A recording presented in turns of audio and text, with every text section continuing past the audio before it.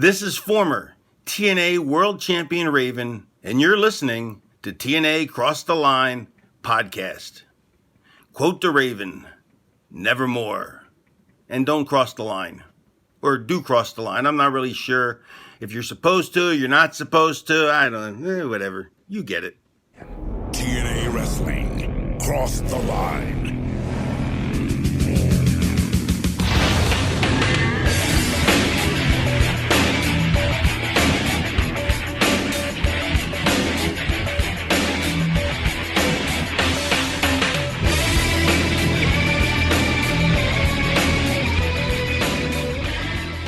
And we're back with episode 50 of the TNA Cross the Line podcast. I am Bob Colling Jr. With me, as always, is Dallas Gridley. And Dallas, it's the fucking anniversary show. 1 year in the making. We have a new NWA World Champion, AJ Styles, with some help from his apparent new best friend, Vince Russo. But guess what, guys? The fucking franchise, Shane Douglas, made his debut as well. And last week we had the debut of the Monster Abyss, even though we technically don't know his name, but by God, it's been almost 20 years. We know who the fuck it is. Quite a bit was going on last week. Also, this week, it was announced. Dallas, do you want to just do your usual Tony Schiavone impersonation as to who we're going to see tonight? Well, on tonight's show, it's none other than the icon, Sting! And holy shit, man.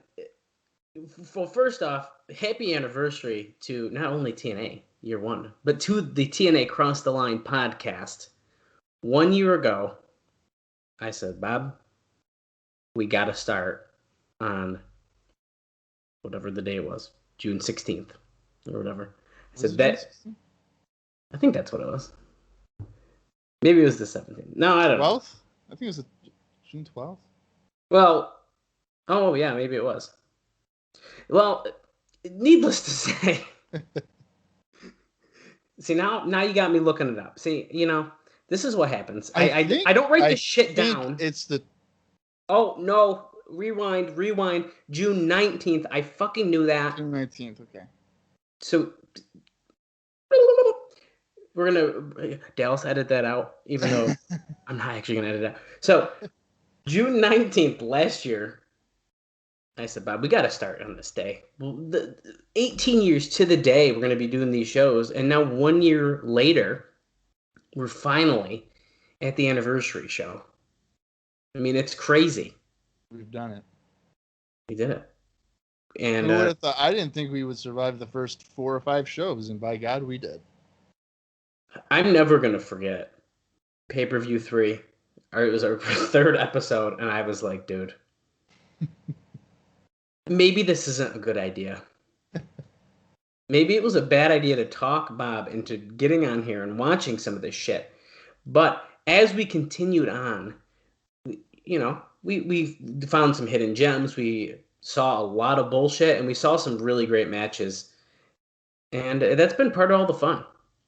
And we've done a lot of stuff, and we could bullshit and recap our last year, which I think a lot has gone on. But we kind of recapped in 2002. We touched base on our first 6 months. We've gone 6 months more, so we'll just save it until we end 2003.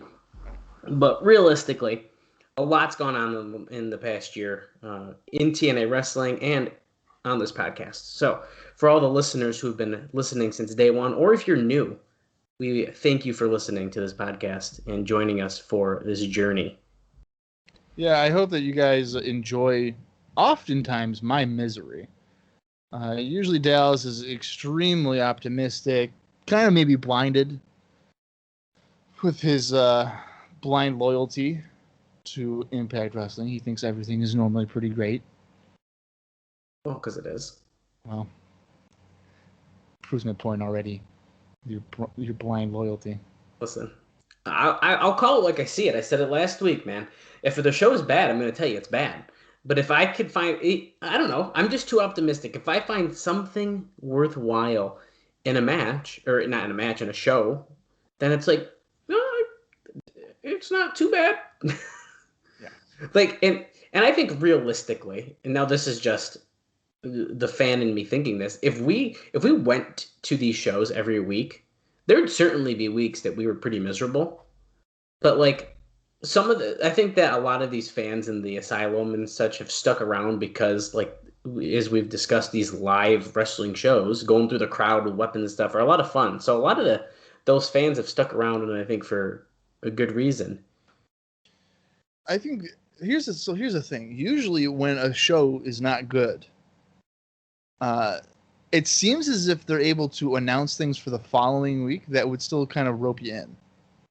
Which is kind of interesting when you think about what we've heard about in our observer notes, where it's like, well, sometimes we don't really even know what's going on. So you have a shitty show, which I would hope you knew going into it wasn't going to be a shitty show. I mean, you just never know, I guess. But yeah.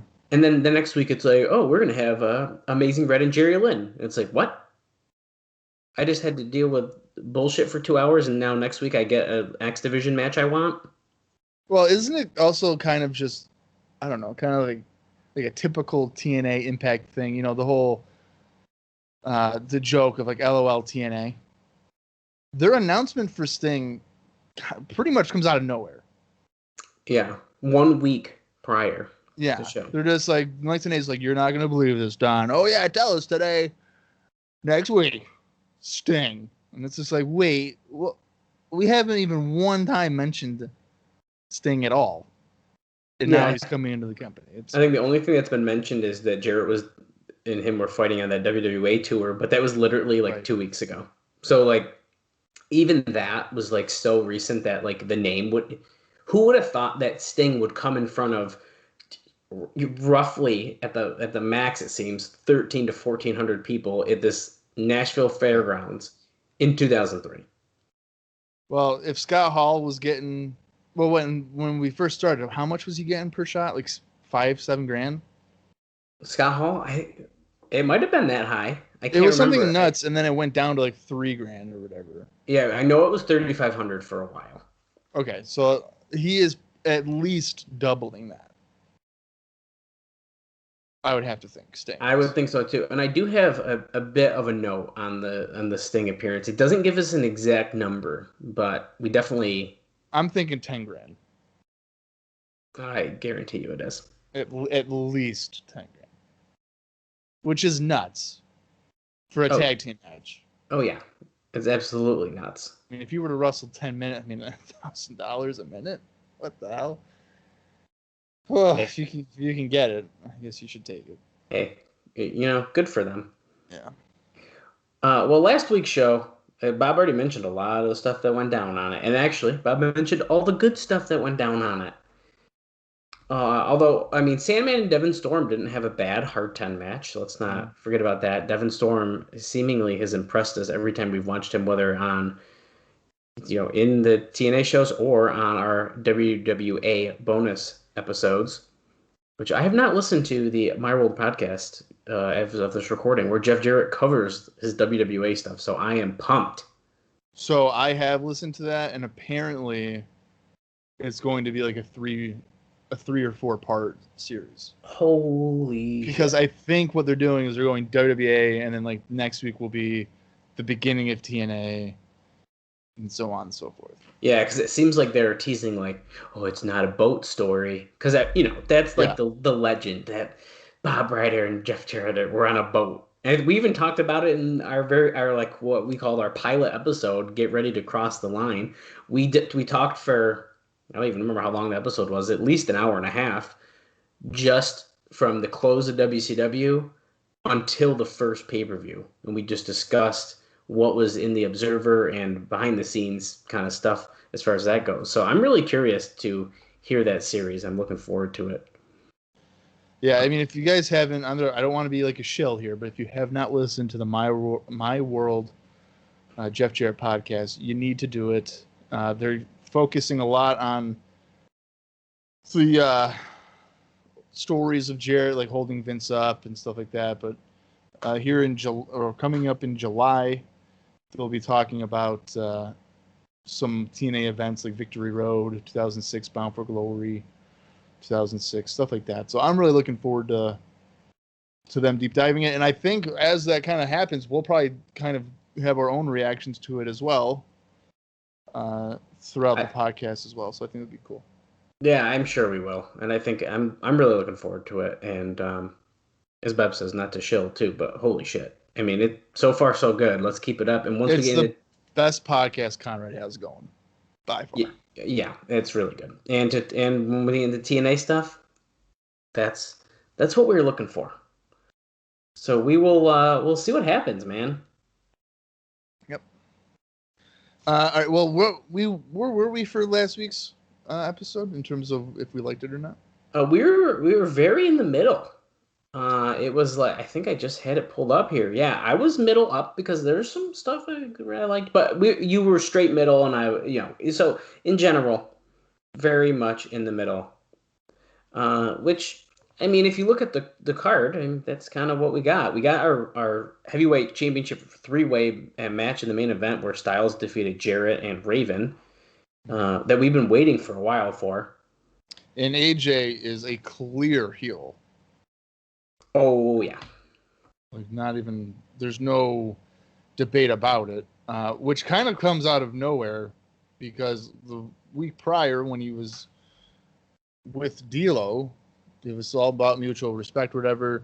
Backstage, he kind of has this, like, I'm dedicating this to D'Lo type of nonchalant attitude, and clearly aligning himself with Vince Russo to allow himself to win the NWA World Title. And of course, as I mentioned, he had pinned Jarrett because Raven was attacked by Shane Douglas. Yeah, which we definitely cannot forget. And then he pulled Raven out of the ring. They went out of the building, and that's the last we heard about Raven or Shane Douglas on that show. Yep. And then we can't forget at the end where Jarrett said, "Okay, I'm teaming up with Sting next week. Styles, find a partner." And we're going to have this tag team match. Styles and a mystery partner versus Jarrett and Sting on today's episode. So who do you think it could be? Dude, I've been thinking about it literally since we recorded last. And it's like, who the hell is he going to pick as his partner? And to be honest with you, I'm just preparing myself to be let down. I just think how can I be excited? I think my first thought is D'Lo Brown. I know he's a heel, like Styles is a heel now and stuff, but like I just go back to he was my last partner. And I know that like in story wise, that doesn't make any sense at all. So I can't see that happen necessarily, but I don't know. I'm just preparing myself to be disappointed. I've been thinking it's probably just going to be Shane Douglas. I think that'd be a fine pick. And then Raven will come out and be like, "Oh, not on my watch," I think that could tie in fine. Why not? Yeah, I don't know. I don't know who would want to team with AJ. Well, that's the weird thing, because it can't be anyone from Sex, because obviously Russo's kind of turned his back on all of them. Yeah, it wouldn't be Gilberti.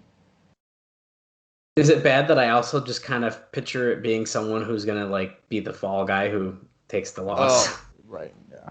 I don't know. So my head's kind of been going all over the place. Yeah. And to a degree, I wish they just kind of announced it, but we have that mystique of the mystery partner, and we already know Sting's going to be there. So most people are probably already like, okay, I got to see Sting. He hasn't been on an American show in 2 years.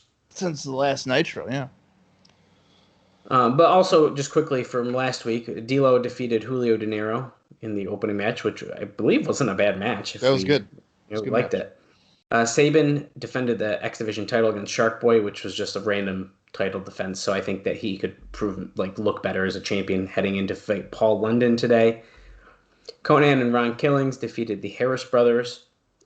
The Harris Brothers were involved, but I do think it was a match that probably needed to happen. Kid Cash defeated Goldilocks and Trinity, and that's the match where, as Bob mentioned, it was supposed to be a 2 or a 1-on-3 handicap match with Eric Watts. Abyss debuted attacking Watts backstage and then came out in the match, and I believe gave Trinity the Black Hole Slam. And I I think that last week's episode really helped bring depth to the potential main event scene, upper mid card main event scene, because to have a guy like Abyss, Douglas, and now Sting involved, and whoever this mystery guy could be, if it's not Douglas or whoever, who knows? You're just adding a lot more depth to your roster, and things don't get as repetitive. Absolutely. Yeah, I agree with that. And it's seeing fresh faces, and we have a guy who we don't really know, and then we have a familiar face, just a couple familiar faces. I think that's really positive. I think it's a really good way to do it. Then Sandman defeated Devin Storm in that Hard 10 quarterfinal match. And then America's Most Wanted defeated David Young and Tracy in the finals of the Anarchy Alliance tournament. And they will be going on to face Triple X for the tag titles today. Which we haven't even mentioned. I think today's show is going to be fucking stacked, dude. It is, man. And I got a rundown of the card in part of my notes. So we will do a full, because they give us even some stuff we don't know yet. So cool. I got a full rundown. We will get to that. But before that, let's try to get through some stuff here, man. I got some good stuff, and I got some.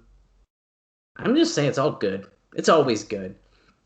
Now, I'm going to start it off by saying Dave Meltzer, who we obviously are reading out of the Observer newsletter from 2003, he wrote an extensive recap of the past year of TNA. Really?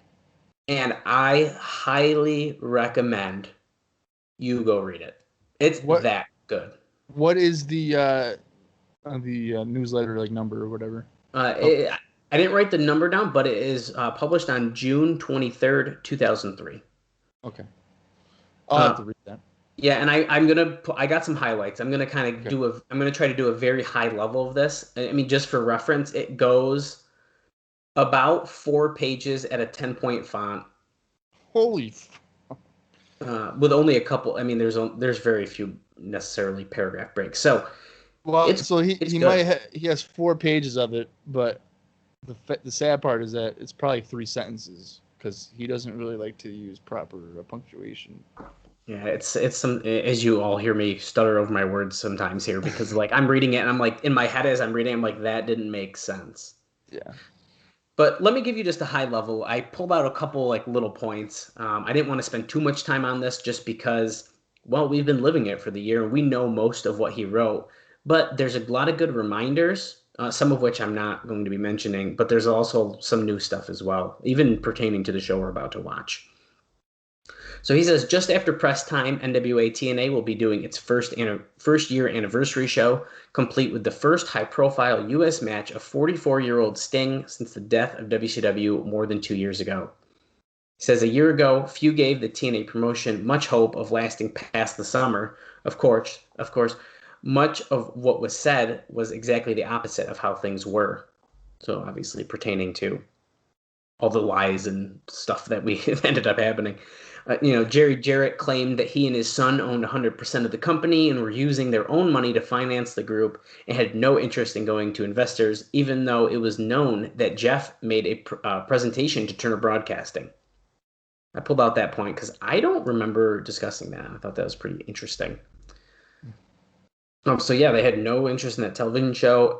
They always claimed that the rumors of Vince Russo having involvement were false, lying to employees.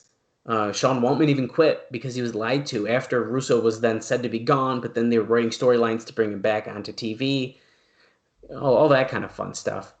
Of course, we had a huge budget of $200,000 per week, which we would have needed 50,000 buys to break even, which was obviously an insane projection and a recipe for disaster, and did not end up happening. So he says within a few weeks, all the original plans were gone. The rotating arenas ended up being dead after the first taping in Huntsville, Alabama, so no tickets. Now, of course, then we moved to the Nashville Municipal Auditorium, but within a few weeks to save money, we decided to cut back from $200,000 to about $85,000 per week, making substantial pay cuts to the talent. And then we ran a bare bones operation out of the much smaller Nashville Fairgrounds, which we all know and love as the TNA Asylum now. So what I think, just out of everything you said there, that they had no interest in a TV deal or whatever, or running a TV show. And now we're a year in, they've hired somebody to get a TV deal. Yeah. It's pretty interesting, right? Yeah. Because guess what? Wrestling doesn't survive when you got to pay a weekly fucking fee. And then a prime example of this is current day NWA Power. Ain't nobody paying that shit, man. No. Yeah, I'm glad you just brought that up. I just saw something recently about it, and people are. I don't know when the pay-per-view is. That's how bad it is. It's June 6th. Okay, so the pay-per-view is going to be out well before this episode airs. Right. But people are saying it might be the worst buy rate of a wrestling pay-per-view ever because no one watches it. Well, and what's funny is when it was on YouTube, there was buzz about it because it had this old school feel, whatever. They were getting like 200,000 views or whatever, like pretty good numbers, I would say, for a YouTube video. Mm-hmm. I watched it every week. I watched it a couple of times or for a few weeks, and the whole Jim Cornette thing really just is like, I don't know. Yeah. Okay.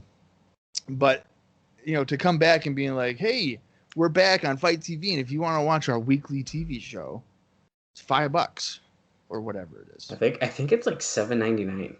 Oh my God, that's even worse. It might be. I don't want to get quoted wrong here, but regardless, and it's what, an hour, 45 minutes. Yeah, one of those. I don't know. I haven't watched it. I'm not doing that. Yeah, I'm not gonna do that. Yeah, I don't know. Not in today's age, you can't. You can't have your shit behind a paywall like that when you have better programming available free on cable. And let's not forget, I don't know whoever's fault it is, all of their good talent left. Yeah. They're in AEW, they're in Impact.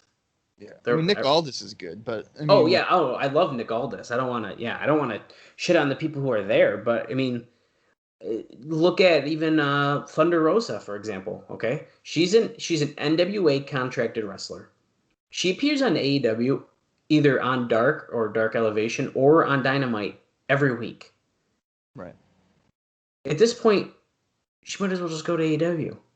Well, I'm sure she will when her contract officially. But you see what I mean, and it sucks because then you even got people like Serena Deeb, who is like killing it right now, and having really great matches on Dynamite, and she's the NWA Women's Champion, and when they advertise an NWA Women's Championship match, I don't care. Yeah, it sucks. It sucks, but needless to say, great point nonetheless.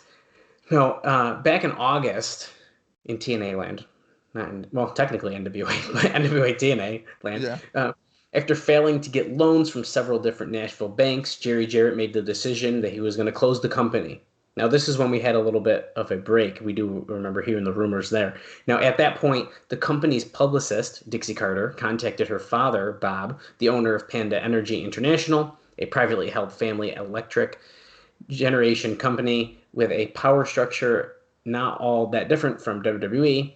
Bob and Todd, who is Dixie's brother, run the company, and Mother Janice is the executive VP and treasurer. So while the negotiations went on, Jerry Jarrett funded the company himself, and then he sold it to Panda. And the company had a new lease on life, and that's kind of pushed us into where we're at now, or else we wouldn't even be talking this far. We would have had maybe 20 episodes. That was it. Well, how many? So how much? They didn't give up 100% of it, right? I don't believe they did, or unless they did something where they sold, and then they remained as employees or something. But I believe in our original talks about that way back. Now I don't think it was sold because Jarrett's a minority owner. Jeff Jarrett. So they might have they probably sold a controlling interest of it. Yeah. But they probably still had 15 or 20% of it or something. Yeah, I'm pretty sure that's kind of what's going on. Yeah. Now, if anything, after 1 year, Panda is more enthusiastic about the company than before. Sting's appearance, which Dave says can't come cheap, and he says here, although they are said to be paying far less than the $20,000 per show that Sting earned on his WWA tour. And it is said to be for multiple appearances, which Bob actually told me last week, and I had no idea. Yeah. And then he goes on to say here, Shane Douglas, who had signed a ridiculous WCW deal, is financially well off, and he commands a significant price to leave home, which is why he's not all over the indie scene. There was a recent hiring to work with publicity within the cable industry, and they funded a new set for the shows, which is expected to debut this week. So we potentially have a new set coming our way on this show, which is pretty cool. Oh, wow. Yeah, I think that was pretty cool. That. Excuse me. Now I feel bad for Shane Douglas for what you just said there, that he had a ridiculous WCW contract, which is I think very true. Because when you have such a high price tag, that's going to come down over time. And as we know, unfortunately for Shane, he had, I think in a couple of years, he had some health issues in regards to like pain pills and stuff like that. So that fortune probably evaporated relatively quick. Yeah, when you say it like that, he was a manager at Target. Yeah, you're really bringing us down now. Yeah, so when I hear that, I feel like you have to try to be reasonable, because let's say Ring of Honor or something, right? They're like, Shane, we'd love to bring you in and have you wrestle, CM Punk or something. And he's like, all right, cool. Well, $5,000. And they're like, well, that's a bit nuts. How about like more reasonable? No, fuck you, right? And then let's say the next year, Shane's like, hey, can I come in? Because, shit's hit the fan. And then their Ring of Honor or whatever company will be like, yeah, sure, but like $400. Because fuck you. Yeah. You're trying to get us for $5,000 last year. You got to be reasonable, I think. Yeah, no, I think that's a good point. Now, one would think after a year that we'd have many answers, but as many questions remain as there were to start. I think that's a very true line. But some positives here is that, TNA has become a unique mix of indie guys that WWE felt were too small, former big names at one point WWE either got rid of or never wanted, people in Russo's clique, ECW legends whose career were on the ropes when ECW folded, and some area stars who were used at first because they lived close but have started to make reputations through hard work. Wrestling legends have come through and gone as TV characters, and it's given many people exposure to where they have made a name. Most notably Styles, and he says to a lesser extent Harris and Sonny Siaki. Overall, the company has produced some great matches, starting with the very first tapings X Division title 4-way showdown and an incredible ladder match for the X title months later. But they've also produced many of the worst matches ever seen on pay-per-view. Ain't that the truth? He's not wrong. Skipping ahead more here, it says, after a year, the most common description of the company and product is frustration, which I think is pretty interesting. There is a realization that while the masses won't look at anything without a WWE insignia, a product can survive on a low level. And sometimes the product is very good, which makes it even more frustrating when the shows are put together with no direction and understanding. And then my final part here from his the end of his recap, he says, at this point, it is believed that there are 30,000 people who are in the universe, in the U.S., that on occasion order the shows. It is believed the bottoming out number is about 7,500 buys on the bad weeks. There was a surge early in the year to where, based on DirecTV numbers nearing 3,000, that the national number should have consistently hit 13,000. While no reliable numbers have been released, the belief is the numbers have fallen back down since the April 30th show after a series of bad shows. Our indications are the past 2 NWA title matches didn't spike viewership like the previous ones had. While the crowds always look fine on television, since the Asylum holds about 1,300, they paper heavily. Paid attendance seems to range from 200 to 500 a week. If you judge by any kind of traditional wrestling standards, a weekly city flying in many big names doing numbers like that would be considered a disaster. But the fans are very enthusiastic, and the fairly easy access to free tickets no doubt holds paid way down. There was an attempt to not paper the anniversary show, and it wasn't even close to sold out at press time. Well, yeah, I mean, that's tough. You can't. And when I remember I feel like it was months ago at this point when you were saying that they were trying to eliminate that, and you can't. No, You can't. When you start doing that, it's unless your product is red hot, white hot, it's impossible because fans are just going to be waiting for that free ticket. So, absolutely, none of that surprises me. Now, I would hope for a buy rate for this week's episode because of Sting, and I'm not going to say Shane Douglas is a draw necessarily, but you're bringing in a lot more names, and this show on paper appears to be one of the strongest of the year, as it should be. I would be hoping for at least like 25 to 30,000 buys. You'd hope so, and I do think that Sting, like we've said about 3 times now, it's his first match in the U.S. on a U.S. pay-per-view. I do think that's going to help a lot, significantly. Yeah, I think you'll get a lot of casual, like people who are interested. I remember. I didn't get this show in 2003. I don't know why I didn't. I know I didn't. But later on, like in 2006, when he comes back for Final Resolution, I'm telling you, Dallas, I was this close to buying it. I didn't. My buddy Anthony was over, and I was like, dude, Final Resolution starts in like 20 minutes. Like, should I get it? And he was like, dude, Sting. I was like, I know. But I don't know if I want to get it. But I didn't get it.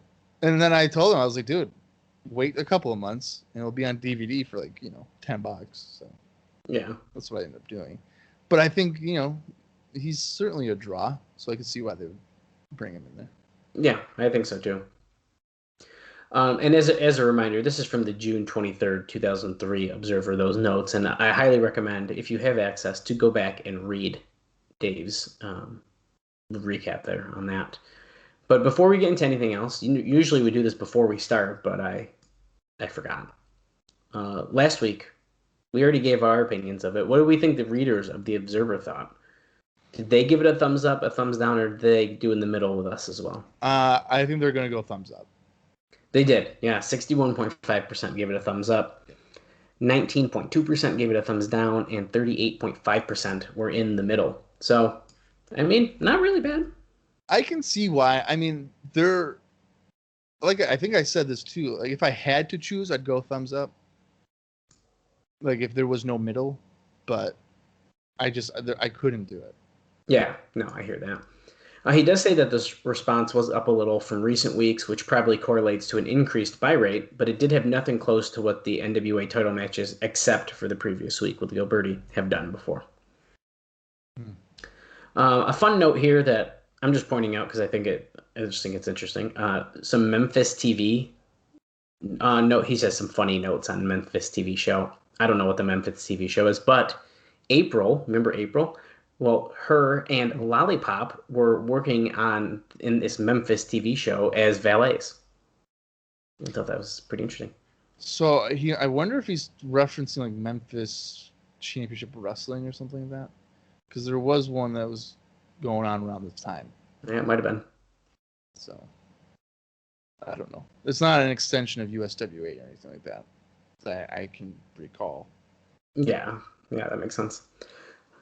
The backstage situation between Jeff Jarrett and Raven was apparently settled before the show on June 11th.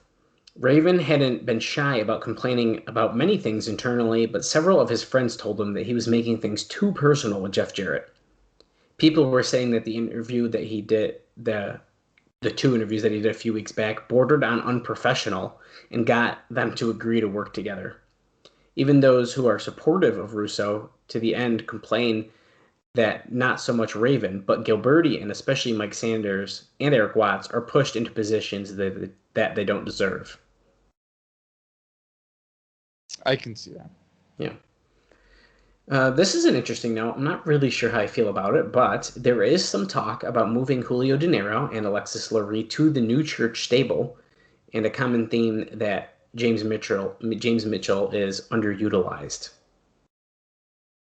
So, which Dave agrees with. Yeah, and it's funny you mention that because I feel like for 2003 he hasn't been used at all. Very little compared to what it was before. I agree. Yeah. I definitely think we're underutilizing him, and where I do believe that De Niro and Lurie have the look to match the new church. I kind of like him with Raven. Like, I like that he's got 2 little lackeys that like are just always around who kind of just get their ass beat all the time. Yeah, and you know what? You don't want to water down New Church because at that point you would have you'd have Lee / I don't know if Devin Storm is technically still a part of it, but you're adding 2 more people, so you're up to like 5. Yeah, and they're kind of got the same. I don't know. I feel like the New Church and like Ravens group is very almost similar. Yeah, I see what you mean by that, though. In terms of like how their look and stuff. So yeah. Last week the crowd was up to about 1,200, and estimates were about 60% of that was paper. So the 3-way did significantly increase the paid attendance over the usual levels. They gave out wristbands for people who purchased tickets in the $25 and $15 sections, which are the ringside seats, and those sections were not sold out. Wow. Would they move people who didn't pay into those sections? Oh, I'm sure they would. You would have to, right? Well, because I think it's like GA after that, so. Right. Unless they just don't put them on the side where the camera is, so you can't see them anyway. I don't know. Right, yeah. This is some news I did not expect to hear this week, but Desire suffered a fractured tailbone and a broken L1 vertebrae in her back, apparently from taking a poorly delivered brainbuster by Mercedes in an explosion match earlier in the show. She's currently in a body brace. Yeah, so when you had mentioned that she wrestled Martinez on Explosion, I was waiting for this news because on the weekly pay-per-views that I've been reviewing for 2004,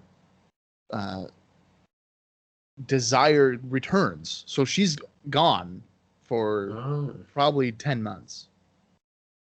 Apparently, I can see why. Yeah, and they show the move. Oh, shit. Really? Yeah, and it does not look good. Like, that probably fucking hurts. So, yeah. Wow. A back injury is probably one of the worst things that a broken back. Like that. She broke her back and fractured her tailbone. What the fuck? Yeah. Whew. I can't imagine. Yeah. Hard pass. Yeah, no thanks. Dave says here that the booking is killing the company, but that's been the case on and off since the inception. The whole show was geared around getting Vince Russo over as a top heel to the point that Glenn Gilberti tried to turn face, but people shit all over him, talking about insider stuff like Judy Bagwell and David Arquette title reign in WCW. Raven, we know, was taken out of the match when Shane Douglas debuted and attacked him and threw him out of the building. Douglas had lost a lot of weight since the WWA tour less than 3 weeks earlier. And Dave says that it wasn't so much training, but that he got ill, but he actually looked in better shape without the weight. Douglas was on a WWA tour? Yeah, less than 3 weeks earlier. Oh, I didn't know that. Yeah, pretty interesting. Yeah. Kind of a weird comment to say he looks better because he was sick and lost weight, but, that's fine too, I guess. Dave makes questionable comments about people's weight all the time in here. Like, I almost don't feel good reading them sometimes, but that's what we're here for. We're just touching base on everything. Well, I mean, I get what he's. I guess what he's saying. I mean, wrestling is a physical. It is. Business. I agree. But to be like, hey, he doesn't look fat now, so he looks better looking, it's probably not. Yeah, things could be worded differently, but yeah. Raven was never acknowledged again, even though the match went several more minutes. Russo's idea was for Sabu to be in that role, but Jarrett nixed it, saying Sabu has burned the company 3 times already, and they didn't want to start a program having to rely on him. But Raven and Russo are still trying to get Sabu to come back in. Why? If he's burned your company 3 times already, why keep bringing him in? I know I read Sabu's book, and by read, I mean I skimmed through it. Oh. And apparently Jerry Jarrett loved Sabu. Really? Like, yeah, he was a big fan of his. So that would explain why that he would be always on the radar of coming in. So. Well, I also think we mentioned a few weeks back, but Raven really wants to have a program with him because they've never had a singles match. Right. So Raven really wants to do it. Which is a crazy thing to really think of. Like, they've never, like in ECW, you would have thought they would at least got involved somehow, but right. So I do understand the want for that, and I do think that you could draw eyes to that if it happens and is presented correctly and is said, hey, this is a first time ever match. I think there's definitely opportunity there, but I absolutely agree. That's something that I would want to see. For sure. Especially in 2002, 2003, 2004, 2005. If they were like, oh, hey, first time ever on Impact or something, it's Raven and Sabu in a match. I'm like, okay, cool. Tuning in on Saturday at 11 o'clock. Sign me up. Yeah. He says here, so much for Russo's complaints about all the tragedies in wrestling and putting his money where his mouth is. Jarrett was cut a little from the guitar shot, apparently as well. The crowd popped huge as they badly wanted Jarrett to lose, even though the idea was for Jarrett to be the face. Now, to get that over, Styles had to back down from a challenge for a rematch, and Jarrett picked Sting to be his partner for the anniversary show. Yeah. Instead of putting over Styles at the finish, it was clear that the announcers were instructed to put over Russo, and Russo was the one celebrating with the belt. Of course, last week in the title match, Russo did the same swerve, interfering to help Jarrett beat Gilberti. This made the 3rd straight wrestling pay-per-view show, and 2 TNA shows and the WWE show, involving Jarrett's belt with the exact same finish. The last few minutes of the match, with Styles doing all kinds of cool moves, was very good, but most of the rest of the show was bad.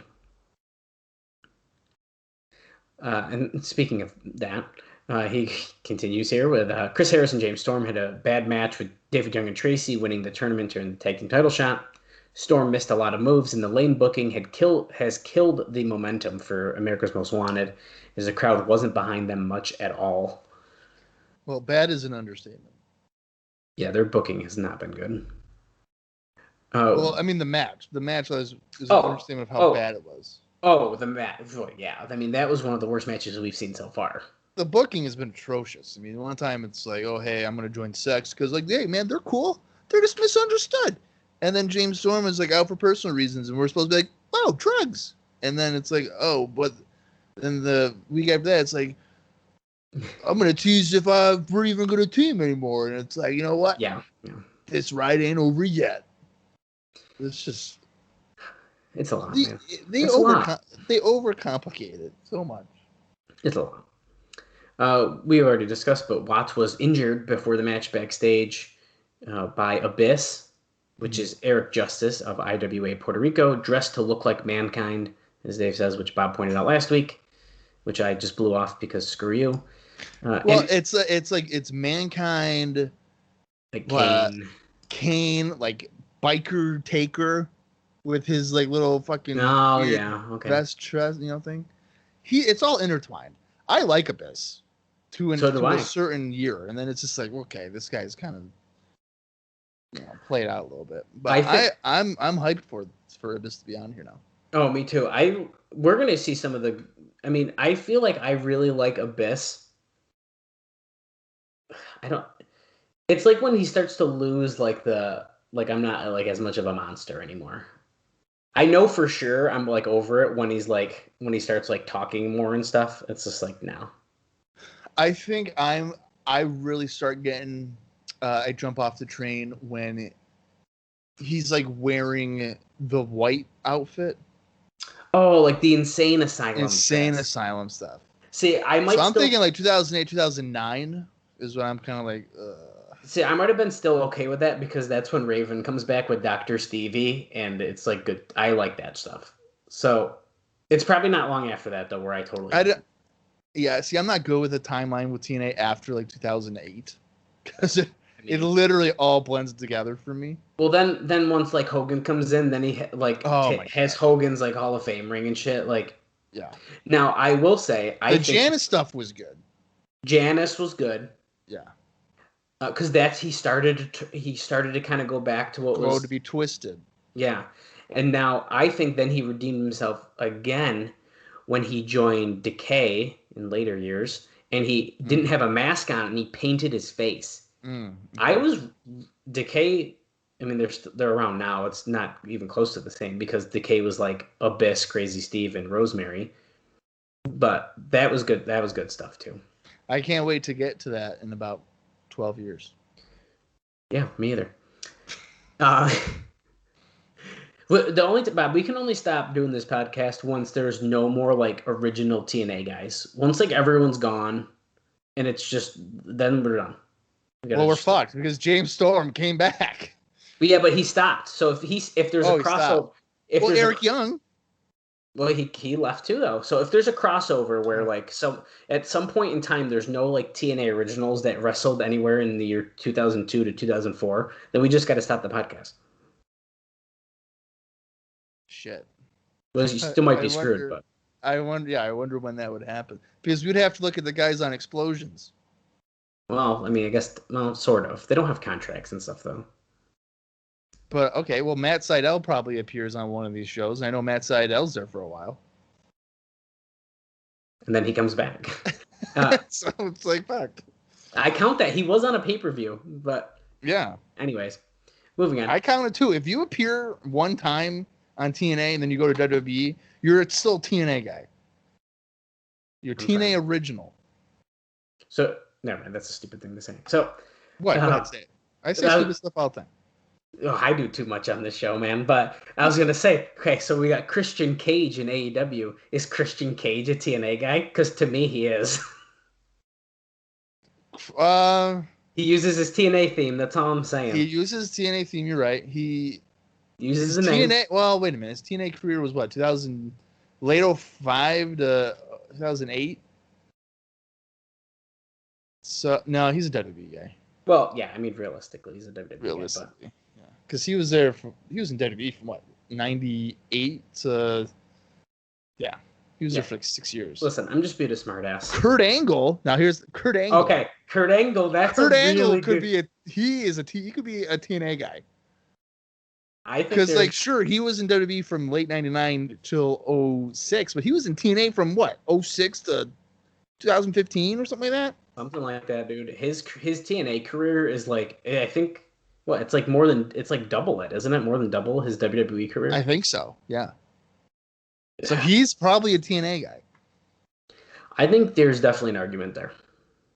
Yeah, I think he's a TNA. Especially because when he came in, whew. Yeah, I watched those Impacts fairly recently, and let me tell you. When he's like, it's fucking, he's like, it's true. And I was like, oh, yeah. And then it's like Samoa Joe's like, I'm going to fucking kill you. And I was like, oh, my God. What the hell's going on? I remember when he came, dude. I was still playing soccer at the time, like as a kid, and they had the Impact mouth guard, the Kurt Angle one. I was like, oh my God, I gotta get that to play soccer in. I can't wait for those Impacts, dude. We're gonna go nuts.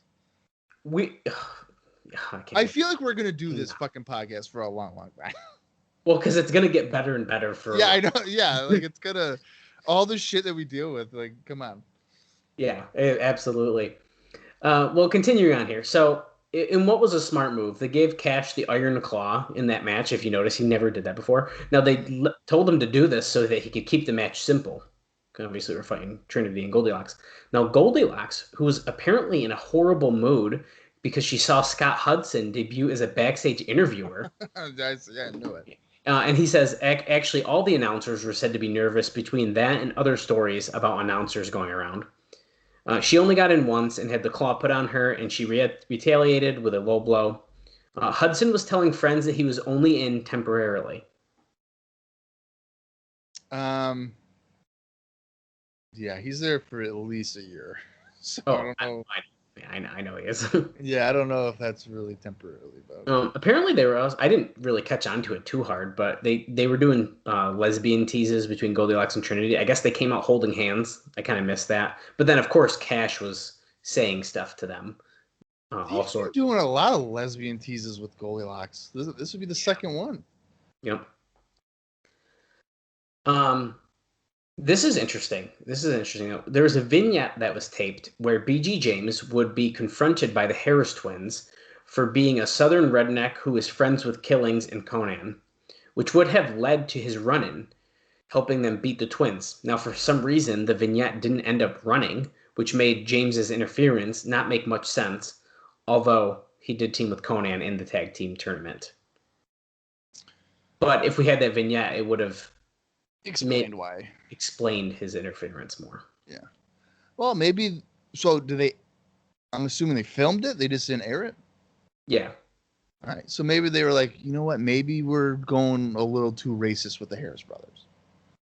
I'd like to think that, but I don't know. After the comment he made, 2 weeks ago?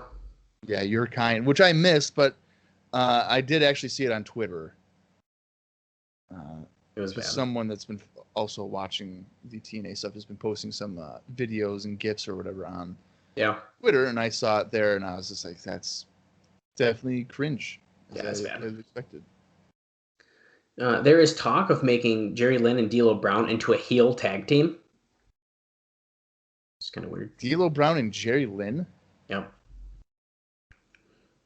Yeah, kind of interesting.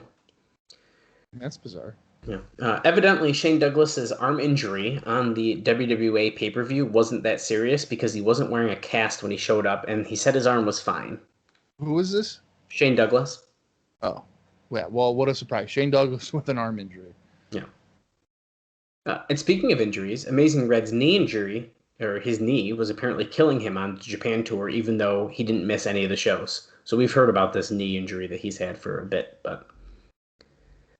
Frankie Kazarian looks to be in as a regular. He gave up his TV title for PCW, where he had worked as a regular, saying he got a full-time deal with TNA. So they must have been really, really impressed with Frankie Kazarian. For sure. That's got to be one of the first times we've heard that. A guy comes in on one showing and is like, yeah, you got to be here more often. Yeah. And my final note before, of only really a couple things in the Wayback Machine, is that Russo on June 17th started what was going to be a weekly review of Raw on the OneWrestling.com website owned by TNA executive Bob Ryder. The review was taken down a few hours later, said to be at the request of TNA management, so apparently it's not going to last. And Dave goes into that a little bit more, but we don't need to necessarily discuss what he thought about Raw. No, we do not. But here, he was reviewing Raw?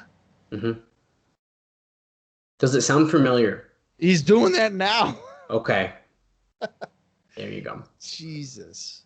He's a guy, his reviews are always like, I fucking hate wrestling or whatever, but like, listen to my podcast for 3 cents a day.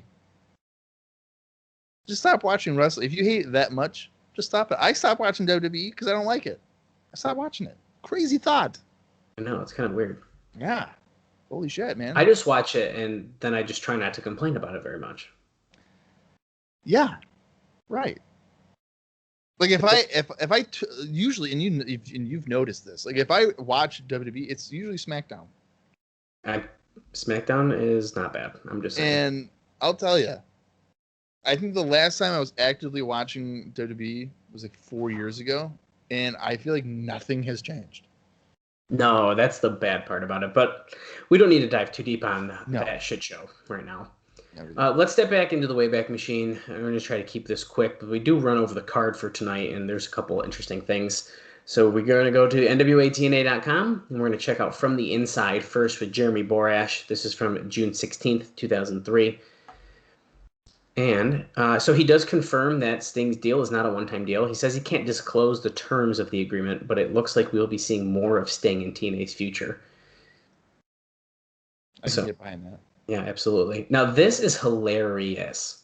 I couldn't believe this when I read it. So he says, well, I'm sure it was a surprise to Midian to check several internet sites to find out that he was brought into TNA last Wednesday night. The man who helped out Kid Cash was indeed not Midian, but a man who has torn up the IWA in Puerto Rico for the last year, where he wrestled as Abyss. Abyss is now under contract at NWA-TNA and will serve alongside Kid Cash. He's one of the best working big men in the business today. Keep your eye on him. Okay. So people thought it was Midian? Yeah, dude, Midian. Oh my god. I couldn't believe it. That's hilarious. So funny. How in the world? I mean, I guess you could maybe... But he's bigger than Midian, isn't he? Dude, that shit was so funny. That is funny. I guess with the mask on, I guess you never know, but... Yeah, I guess, but... That's fucking hilarious. Yeah, I laughed out loud at that one. That's awesome. He says here, my 2 cents. TNA should sign Matt Sydal out of St. Louis, who is the closest thing to the Amazing Red I've seen come along in a while. So we just mentioned Matt Sydal, and he says that they should sign him. The closest thing to Amazing Red. Amazing Red's been around for TNA for a year. Oh, Matt Sydal's the Less closest. than a year. This is a pretty interesting comment that JB says here. He says, the many rumors and speculation on political infighting amongst the creative folk in our company certainly makes for some compelling chatter. Here is what very few understand about situations like this, and believe me, I've been in many situations like this. Infighting is a sensationalistic word for the creative differences. It is often blown way out of proportion in the grand scheme of things. Creative differences will always happen between people who are passionate about what they believe in. A creative process that doesn't involve creative differences isn't really a creative process at all. Wow, that was too deep for a Friday afternoon. Wow. I find it funny that he's addressing the reports of the turmoil within the creative. Dude, I was like, holy shit. He's like, and like the political stuff. Oh, I did not expect that he was going to like report on this like that. No. So that was a pretty pleasant surprise as far as when I was reading it. Yeah. Moving on, apparently Sandman needed medical attention following the show as he was suffering from back pain. Taking a senton dive from the top rope and landing on nothing but a ladder will do that to you. Yep. TNA's outreach to our Latino audience continues to grow. This Wednesday night will be the first night TNA is offered with live commentary in Spanish. TNA Spanish commercials and 15-minute preview shows have all been produced as well. And I don't know where I saw it. Maybe it was in the next section, but Conan... Oh, yeah, yep. Bob Ryder mentions it. It's Armando Quintero, which we mentioned before, and Conan will be doing the Spanish commentary tonight. Wow. Only took him a year. That's good. I think it's better than never, I guess. Yeah. This is a funny comment, too, that I feel like I had to read. He says, so while gang warfare has become the norm in the ranks of TNA, a gang war of different proportions has erupted within the TNA Asylum. It seems as the veteran heel section fans suddenly face competition with the arrival of the very local asshole section, who have come on the scene like a powerhouse. There have even been rumblings of a female faction within the asshole section, something that the heel section has always lacked. One of the guys from the asshole section made the comment to me that the heel section are like the smart-ass guys in high school that hung out together but never got laid, and have gotten lazy in their efforts to remain the number one fan faction in the asylum. Interesting observation indeed. One advantage the asshole section has going for them is that they have secured hard camera ringside seats, which ensure more face time. Like the wrestling business, competition is good. More on this story as it develops. The heel section fans do have their own website, however, at heelsection.com as well. So I'm assuming you looked it up to see if that still exists, right? I actually didn't get a chance to, but I will certainly do that, and I will report back. That's too funny. And those guys wear shirts. We pointed out last week the heel section guys had shirts on and stuff. So this is apparently like a real thing that's happening in the asylum, which is hilarious. Shirts. Don't they have like a sign too on their thing? Yeah, they do. Yep. Apparently this afternoon, as when this was written, Hermie Sadler driving the Total Nonstop Action Wrestling #2 Chevrolet qualified 18th for the Winston Cup race this Sunday in Detroit. TNA has seen some incredible benefits from our association with NASCAR. You can see the TNA car race at 12:30 EST this Sunday. Nice.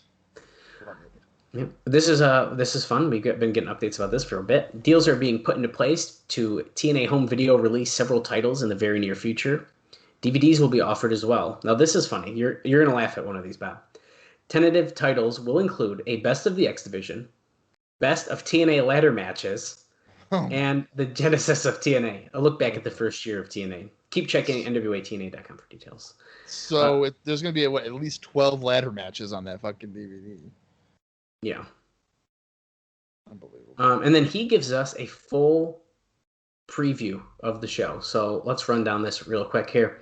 We have AJ Styles and Mystery Partner versus Jeff Jarrett and Sting. And he writes a paragraph for each of these. I'm not going to read those, though. Wouldn't it be hilarious if he spoiled the Mystery Partner? I was a little nervous going through it, to be honest with you. You never know. Accident, AJ Styles, and you're not going to believe this, but it's fucking Scott Steiner. Oh, that's a good one. Well, he won't be there, but that's okay. No, he won't. But we have Triple X defending the titles against America's Most Wanted. Chris Sabin defending the X Division title against Paul London. This is a new match that we haven't heard about. Is Jerry Lynn versus Justin Credible. No, it makes sense. Yep. Mike Sanders versus New Jack in a Hard 10 semifinal match. So I can't wait to see Mike Sanders get his ass whooped. Yep. And then another match, we got D'Lo Brown, Sandman, and Frankie Kazarian versus Sonny Siaki, David Young, and Don Harris. The fuck? That's a weird 6-man. Yeah. It's D'Lo, essentially and Sandman. Yeah, he's basically saying it's like, so we have 3 people from Sports Entertainment Extreme, and then it's like Kazarian, who says he's the future.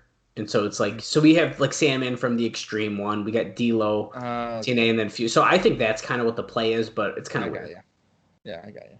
He does say also on the show, BG James, Conan, and Truth have requested a sit-down interview with Mike Tenay and Eric Watts. Will be out for revenge against Kid Cash. Yeah. I think Bob Ryder only has a couple brief things here in his section. His came out the same day as the show, June 18th. This is notes from backstage.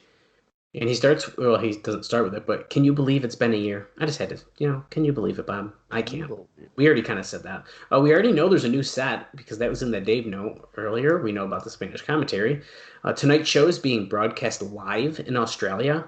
So sure they're watching it at a really great time. And my last note is that Low Key will be in the asylum tonight, but is still recovering from a painful dislocated collarbone and will remain out of action for several more weeks. Well, at least he's there. Yeah. I mean, getting paid while you're injured for an appearance is probably a good deal. Oh, yeah, for sure. But that's all I got. So, Bob, I'm passing it over to you for independent news before we get into Explosion and get on this show. All right, let me load up my phone here. I was not expecting this to be so quickly. Where is it? Oh, here it is. All right. Chris Sabin. He lost to Homicide in a 4-way involving John Walters and Justin Credible on June 14th for Ring of Honor. Yeah, John Walters. Yeah. John Walters, I mean, he's a good talent too. I'm surprised he hasn't shown up at least once. Or he was on Explosion, right? Against Slick? We heard him on Explosion, yeah. Yeah. Paul London, we haven't seen him since May 21st when he became the number 1 contender, but he worked a 0-1 tour from May 29th to June 8th. He fought AJ Styles to a draw on June 14th for Ring of Honor. And interestingly enough, the Dallas, on June 16th, London teamed with Jimmy Yang to win a tag team dark match for the World Wrestling Entertainment. So, whoa! Just 2 days prior to this show, he, I would assume, had a tryout with WWE. Very interesting. Yeah. Jerry Lynn wrestled for WWL on June 6th and June 7th for I believe it's a TV taping. On those TV tapings, he lost to Sabu in a 3-way Fans Bring the Weapons, also involving Kevin Sullivan. which is that's a bit bizarre. He would also lose to Sabu by disqualification in a singles match. He defeated Truth Martini, and then he also defeated Gutter. I don't know who that is, but Christopher Daniels teamed with Dan Moff and Donovan Morgan to defeat C.W. Anderson, Michael Shane, and Samoa Joe in a match where the losing faction must disband. Christopher Daniels is the leader of the Prophecy, and they defeated it's known as the Group, which was led by Steve Corino, but he wasn't in the match for some reason. So that's pretty much why they probably lost the match. Sting, his last wrestling appearance was on May 25th, losing to Jarrett for the WWA. And of course, as you mentioned, his last U.S. appearance was Nitro back in March of 2001. So it's kind of a monumental moment here. That's all I got, though, for your indie news and notes. Sweet. Well, let's touch on Explosion. Do it. This was Explosion number 37, and it was taped on the same day as the show, which was June 18, 2003, and it featured the following matches. Oh, and it aired on June 22nd, 2003.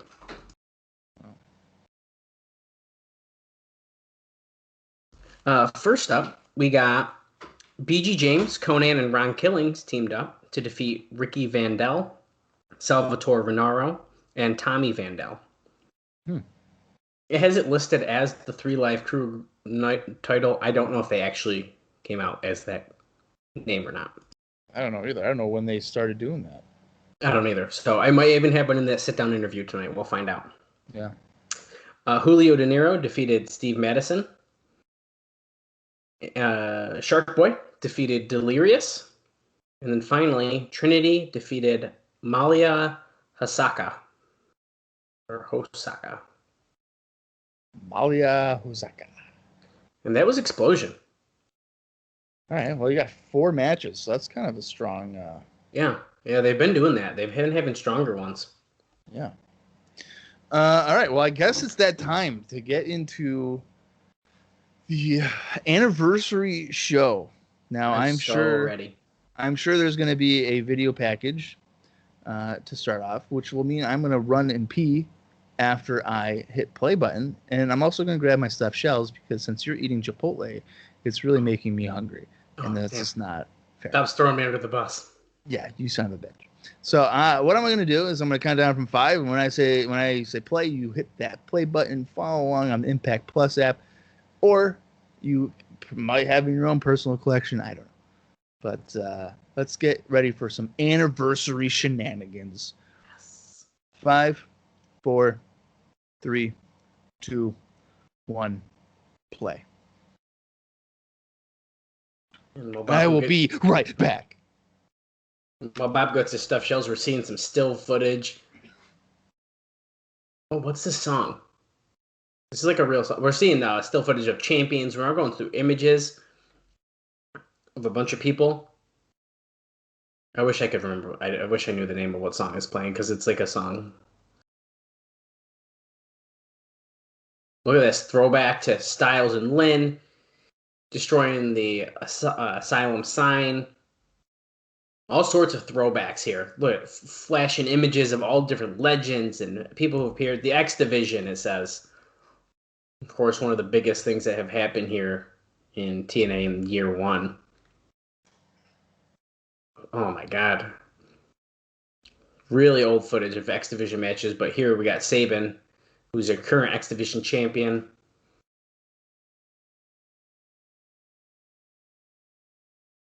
Jerry Lynn. Christopher Daniels, that's from one of his first appearances. Trinity doing dives. Yeah, we're really showing it all here. Amazing Red, Low Key. Innovative, No Limits, the X Division. There's New Jack jumping out of that cherry picker.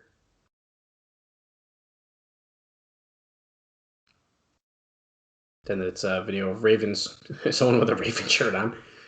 Jarrett bloody in the ring, Raven again. So now we're kind of transitioning from the X Division, which pretty interesting how heavily the X Division was just featured there.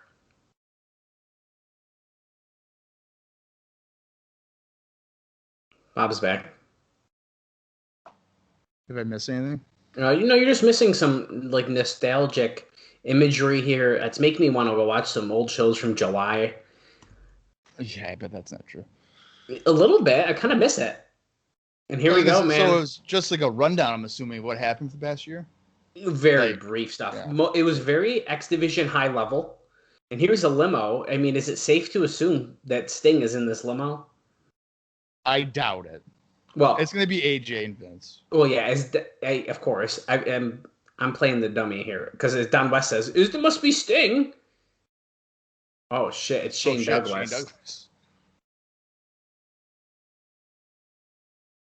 NWA-TNA first anniversary, and he starts laughing. Time to make some noise. He's talking to no one. I didn't expect him, so that was good. No, I was not expecting him either.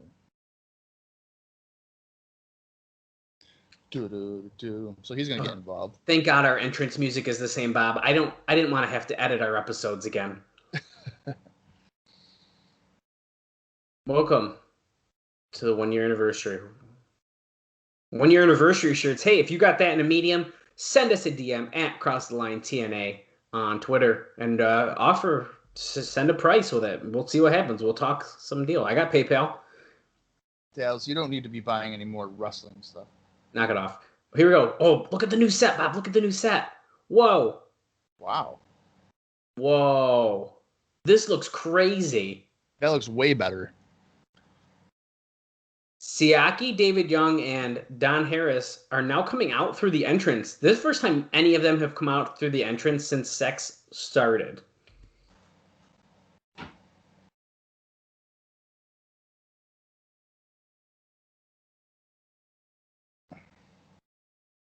Siaki's wearing bikers tonight, too.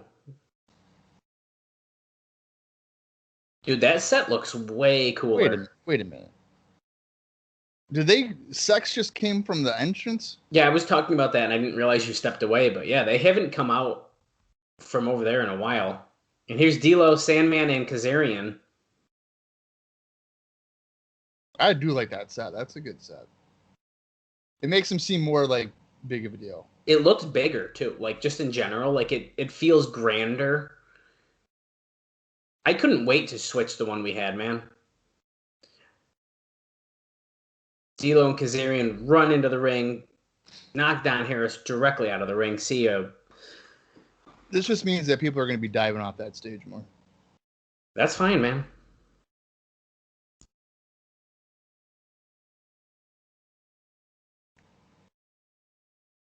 Siaki and Kazarian starting off here with some right hand. Siaki missing a clothesline. Kazarian springboard back elbow. Kip up. The crowd is freaking pumped for the show. Yeah, they're really loud. And it might also help that Sandman's giving them booze. But and that leads me to, unfortunately, Bob, I don't have the crowd number currently for the show. You don't? Usually what I have to do for that is I go to next week's Observer, and he posts the results with the crowd number. Well, on next week's Observer, he has it pulled out like the normal thumbs up, thumbs down, and thumbs in the middle pay-per-view results, like he does for WWE pay-per-views and such. And unfortunately, there's no crowd number. We do have some number, but that'll be for next week's episode, so stay tuned. We don't have an exact number, at least that I can see without spoiling anything. Well, let's see if I can find anything from my one source. Oh, if you got a source, dude, let's hear it. D'Lo scoop slam to David Young. Kazarian comes in with a leg drop. 2003.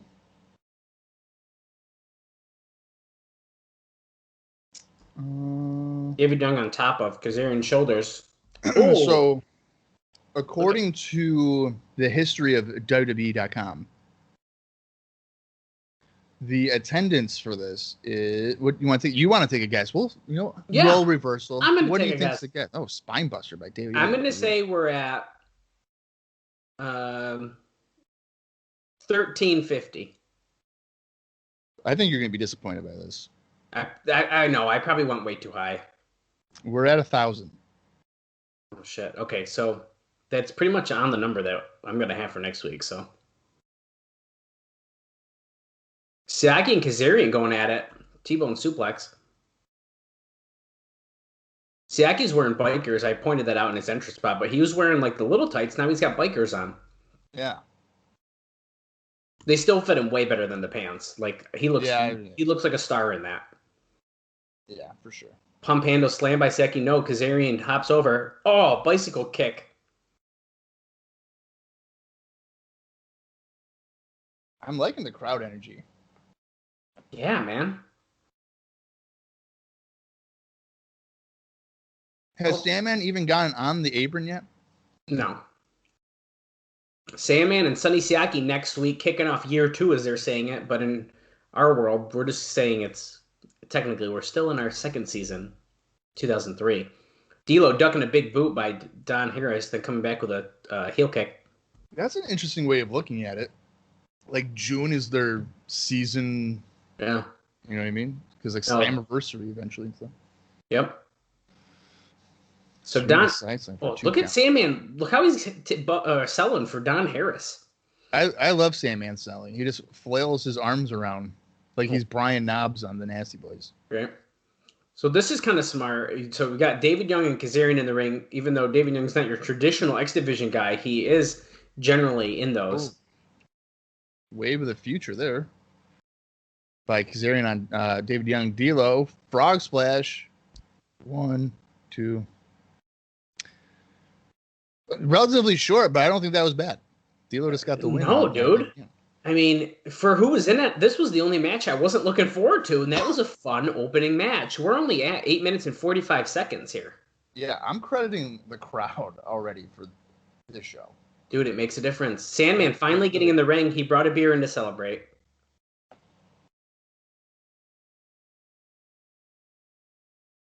Hell yeah. Drink it up, baby. Oh, look at this. They're getting attacked by the sex guys. Gotta get their heat back. Yep, Siaki attacking Sandman. As I mentioned a minute ago, they are facing each other next week in a Hard 10 semifinal match. Siaki just DDT'd Sandman. Now Kazarian's beating on David Young. Siaki's exposed the back. Who's this? Oh, Sanders and Ron Harris now. Who's gonna make? It's really weird that they're coming in from the locker room. Oh, Siaki again over Siaki, the head. yeah, they're holding. Holy shit! Holy shit! Wow, Sting and Jarrett making an appearance already. Great, Sting taking out the NWO. Did Sanders grab the bat? He did. Wow. Clothesline. David Young was like, no. Oh, he telegraphed getting hit by the guitar.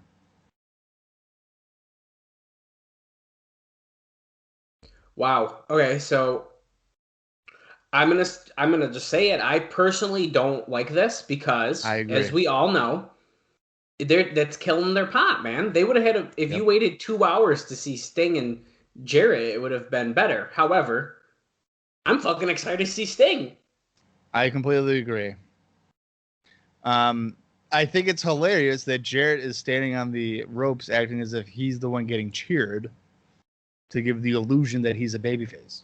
Yeah. Pointing out, Don West is not wearing a tuxedo like we thought he was going to. I thought he would for sure.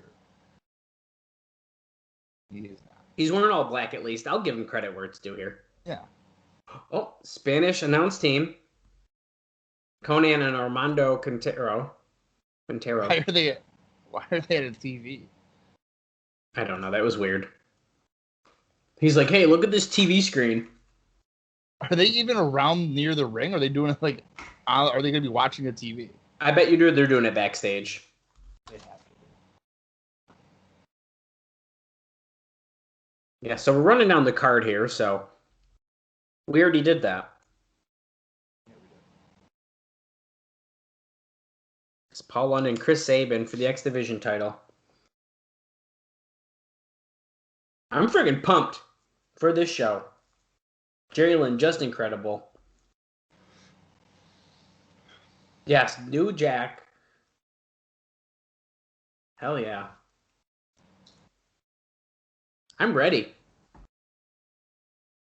I'm pumped. Just get the action already. And you know what? So, not that this is necessarily right, but Sting and Jarrett coming out and kind of killing that pop, at least we have the mystery partner aspect of this still. So there is still something that you really are looking forward to. Now, is Sting a little bit more important? Probably. Yeah, I mean, I guess probably the only more important person than a guy like Sting would be like, AJ Styles got Hulk Hogan. Goldberg. That'd be a good one. That's funny. Flashback. Oh, are we going to get those throughout the night? Probably. It looks like we might be, yeah. Here's Piper, but he's gone now. Taylor.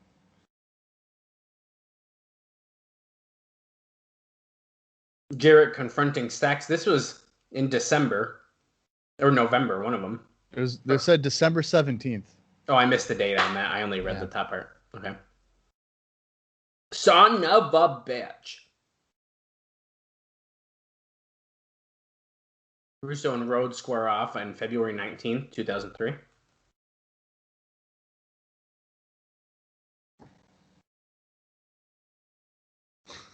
Slap the birthmark off your enormous gut.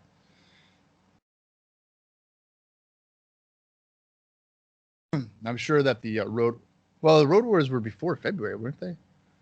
Dude, I already forgot that they were there. Oh, I guess so Vince Russo, I think, is coming out, but did his music say "fuck you"? Is that what that was? I think it said like "fuck you." It might have. Stop shaving, Vince Russo, please. Yeah, I don't like. He's got to have a beard. And he's coming out from the stage too. Probably the first time ever. I think this is a sign that sex is officially over. None of them had shirts on, I don't think. Unless did Ron, or no, what did Don have on? I didn't see his shirt, but regardless, I mean. Wow, Vince Russo looks so happy to be here. He looks kind of like Bob's aunt. Like my aunt? No, just go along with it. Not your actual aunt, but he looks like an aunt. You've never seen my aunt, you motherfucker. I know, he just looks like an aunt, though, doesn't he? He does, yeah. He looks like the Brady Bunch, but when they're grown up, like in those movies. like he looks like Peter Brady. Oh my god. The crowd was chanting for him, by the way. Well, he's insulting the fans, saying that his haircut costs more than probably a lot of the fans' trailers. And Tenay's just like, I can't believe this. So damn it.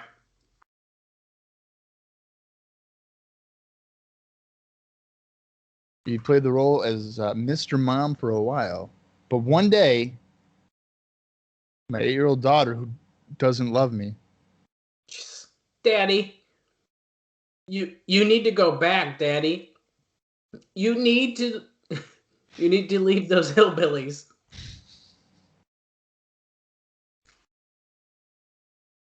Oh, because those rednecks can't wipe their asses without you. Look, there's a shirt. Fuck Vince. It says the middle finger on it. I mean, to his credit, he gets heat. I mean, there's no doubt. Oh, I know.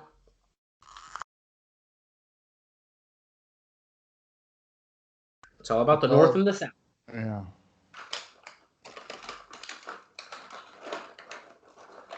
The North is about power, leadership,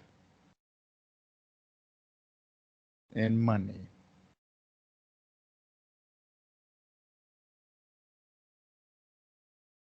The South is about kissing cousins,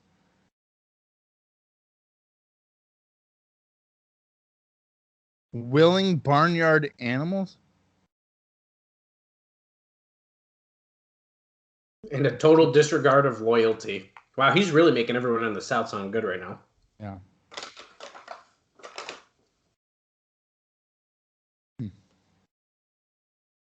You people.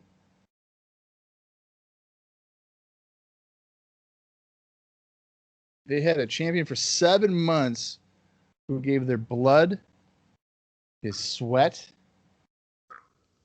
his tears for the fans. And they shit on one of their own. So he's addressing the fact that they basically turned on Jeff Jarrett. That is pretty good, though, if you think about it, because he's saying, like, you guys are so dumb that you booed another, like, Southern guy. Right. I mean, how can you say you're wrong? He's right. Yeah. But you know what's funny is Jeff Jarrett is so hateable that people that are like him hate him. Yes. That's amazing. Compared to like everybody else that's in the company, like when it's Memphis wrestling, I guess it's different. But when you have a lot of non-Memphis wrestling guys, it's kind of weird.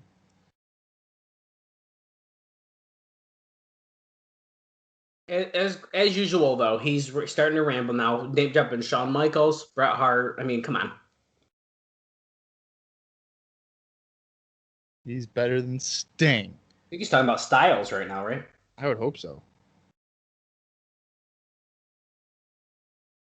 Yeah, he is.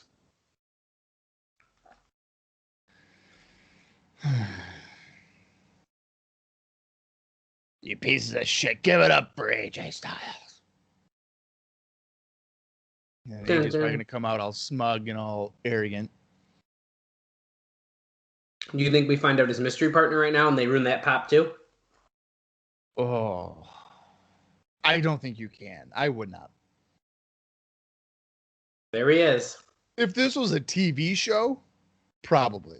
Yeah. To keep the people invested. But even then, maybe you don't. So that way people are like, I got to see who it is. I like the little screens that we have now that show like their little Trons. Yeah. Little TVs. I like that. Here's our NWA champion, AJ Styles. Vince Russo bowing to him. Not booing him. Fans are booing him, but. Does he have frosted tips now? It kind of does look like that, yeah. Which is like, here's the microphone, my boy. Yeah, but do you hate anyone more than someone who has frosted tips? That's why I asked that. I don't think he does. His hair looks lighter, though. It does look lighter. Could you zip it? Could you shut it? Shut up. Vance. Let me talk to Vance real quick. Hey, Vance. Can I talk to Vance? You're right, Vance. You're the piece to the puzzle. He's like, yes, I am. And yeah, I just got your Aunt Donna's haircut. What about it? If only he had listened to Russo 4 months ago, he would have been champion sooner. I know. When he was like a viable contender. Yeah, when he was like recruiting him and everything. But he was just like, nah, I don't trust you.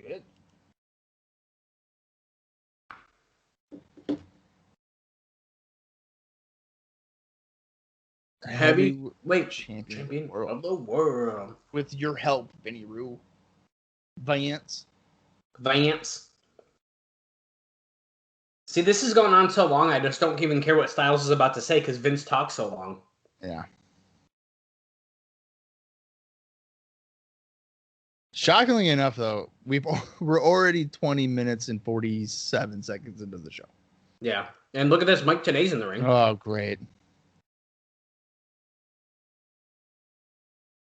AJ, you're not like them, even though you are technically like them. He's from Georgia.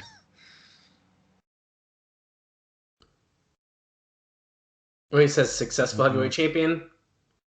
Can't even get a job, he says to the fans. Food stamps, they all cheer. That's his sister, he says. This guy, that's his sister. And I don't. He's like assuring Vince that he does. I don't. Did he say that guy doesn't have a penis?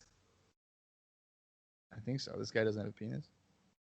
I missed it, but that's kind of what I'm assuming he said. Vince is like, let me talk again. I need to explain something to you people.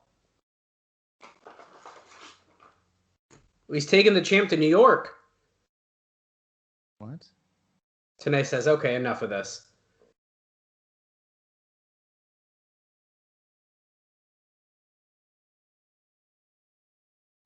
AJ, get your head in the game. You've been brainwashed by this son of a bitch. Yeah, you have, AJ.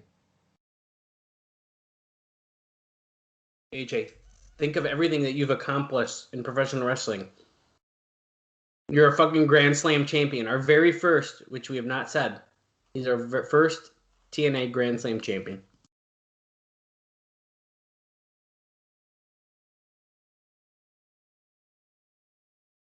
Vince Russo, let me tell you about the right way. Look at Mike TNA. It's a scowl, and I love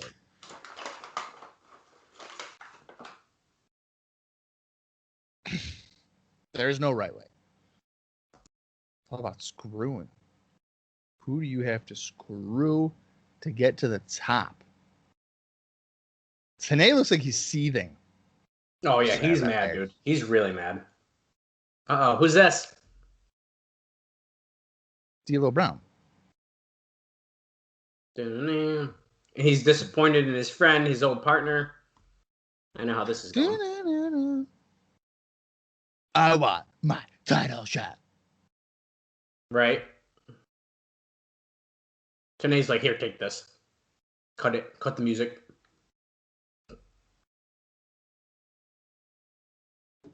Okay, this is way too long. Yeah. Screeching halt of the show here. You want to come out here and talk about friends, Russo? What was our relationship in the old WWF? Oh, you and I created D'Lo. Yes, because Vince Russo, he's responsible for everything, in case anyone missed that. If it was in the Attitude Era, Vince Russo did it. It's true.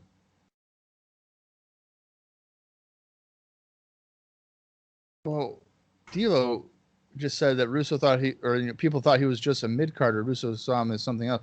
He was just a mid-carder, though. I don't understand what Russo did to elevate him. He was a European champion a bunch of times. I don't even know who you are anymore, Russo.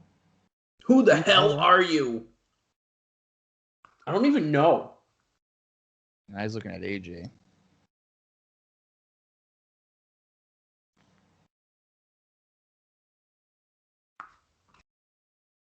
D'Lo's confused by AJ's behavior. They kicked everybody's ass together. Our families broke bread together for 5 weeks. They did all that for what? For AJ to take a shortcut to become the world champion? Unreal. Unreal. D'Lo, you were going to do the same thing like 2 months ago. Oh, you screwed my black ass over. Oh. Styles is like, wait, D'Lo?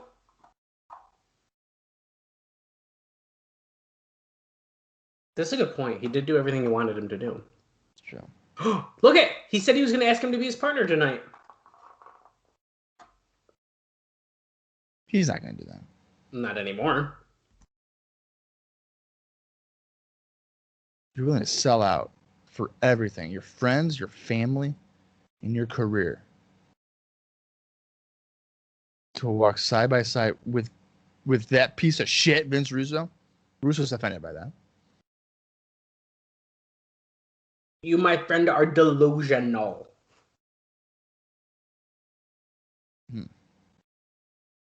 There was no you and I. It was me. I made D'Lo Brown. Interesting take. Vince McMahon thought you weren't worth a shit. I made you. I made you. I'm all about opportunity. Oh. Well, he already wrestled. There's a slot open. would you like to play the role of Vince Russo's little bitch? And he gets slapped by D'Lo, and then Vince Russo and Styles are attacking him and knock D'Lo down. Mike Tenay just casually walks out of the ring. Okay, Yeah, I'm out. way to help him out today. Cause some problems and you just casually leave. I bet you Sting comes out again. No, every time they do this shit, they send Sting out. This would be a more appropriate time to do. I swear to God. Oh, it's Raven. It's Raven. Okay. The crowd popped though, so guys, we definitely did think it was possibly Sting and Jarrett. Yeah. Raven calling for it. Oh, knee lift though. He's pointing. So this is just like a similar kind of angular segment as the opening one. Kind of redundant. Get him, Raven. Oh, is that Shane Douglas? Yeah. Belly to belly suplex. His patented move. Scoop slam. He's pummeling a Raven. There's a triple threat chant. Who would be? I mean, Douglas and who's coming down here? Oh, Redshirt Security. Fucking security. Kevin Northcutt and Ryan Wilson there. Ryan Wilson would also be known as Triton in about 2 years. Goldilocks here with Veronica and Tracy. Clearly a pre-tape because they were frozen before they started talking. Yeah. So. Goldie says she goes on record. She fully supports what they're trying to do here in TNA. But Tracy said she appreciates it, but she doubts her sincerity. Where's Scott Hudson? Oh, they're no longer allowed to compete with the men, according to the NWA board.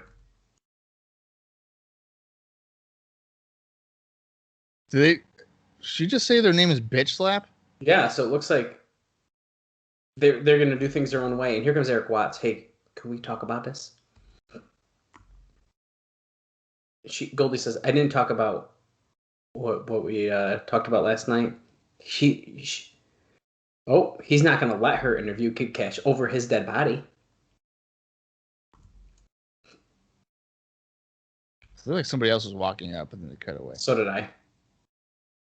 Julio De Niro and Alexis Story, we're going to be in so much trouble. Well, we can't run forever. He's going to come looking for us. Oh, hey, CM Punk. He said, hey, did you guys tell Raven that I want to join the gathering? Who are they scared? Are they scared of Raven? Yeah, it's definitely Raven. A butthole's whisker? Whisker of no longer being a gathering. Does CM Punk have his nipples pierced? He sure does. Quote CM Punk, nevermore. There'll always be a gathering. Flashback, June 19th. Wait, CM Punk wasn't on Explosion, was he? I don't remember if he was or not. I feel like he wasn't, so that's a weird thing. I mean, unless he's wrestling on this show. Also, that was weird that they just showed that was on June 19th, because actually that aired on June 26th. Yeah, but it technically happened on June 19th. Yeah, but that don't matter. Yeah, well, it does. No, it doesn't. Sabin defending his title up next. Sexist Sabin makes second title defense. London, #1 contender, returns from Japan. The Future Shock versus the London Calling.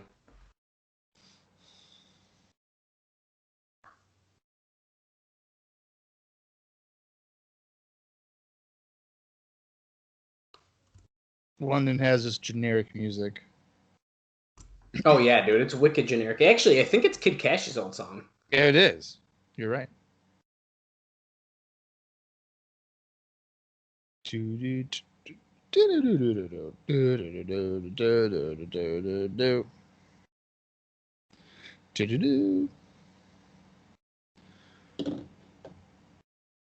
Oh, there's Lollipop.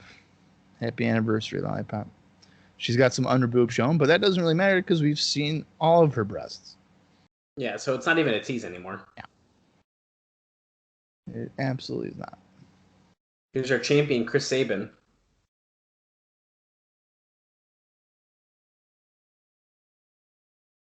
I don't think Sex. They're not even coming out to Sex music or anything. Nah, they're done. But they're not even going to say it? That seems weird.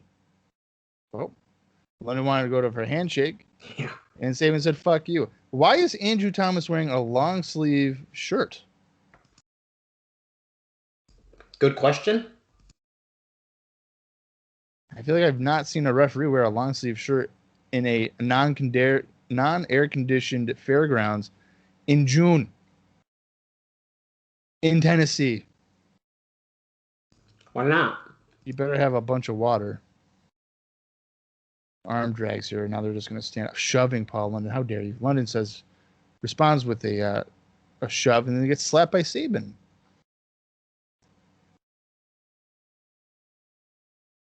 London and Sabin trying to get some control here in the corner. Sabin missing a right hand. London with a slap to the face. Oh, hip toss. Oh. Sabin lands on his feet. Arm drag takeover. Standing Hurricane Rana. Misses a clothesline. London with a standing Hurricane of his own. Drops Impressive. off to send Sabin to the floor. Do you think you get more impact by doing a moonsault on your dropkick or no?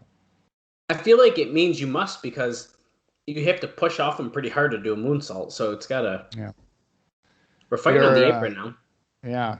London setting Sabin face first into the post.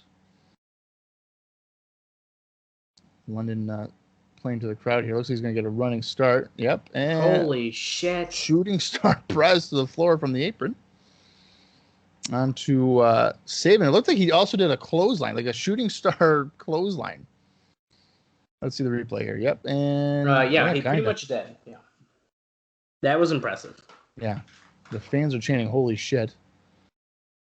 Which, oddly, is actually kind of a rarity on these shows. We don't really hear the holy shit chant a lot. No, they do the TNA chant a lot when they like stuff. TNA. But Yep. I'd say normally they do it at appropriate times. It's more of a current day thing to say, like, this is awesome and holy shit for things that aren't either one of those. Sabin just kicking London on a... Skinning the cat there. Skinning the cat there, yeah. I forgot that this show... in the crowd have people traveling from all over as Sabin did a slingshot corkscrew to the floor. Yeah, dude, this is essentially the Raw after WrestleMania. Yeah. They're going to start doing the wave. They're going to take over the show. This is going to be a beach ball. The beach ball. Flopping around. London kicking Sabin after he got sent in the railing. Misses a clothesline. Sabin with a catapult into the railing chest first.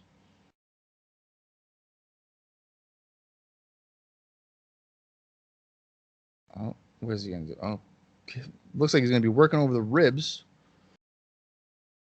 of London. Sabin rolling him into the ring. The referee didn't make any kind of effort to count there. No, he didn't. That's a good point, actually. That was weird. Forearms by London. Sabin into the corner. Backdrops London to the apron.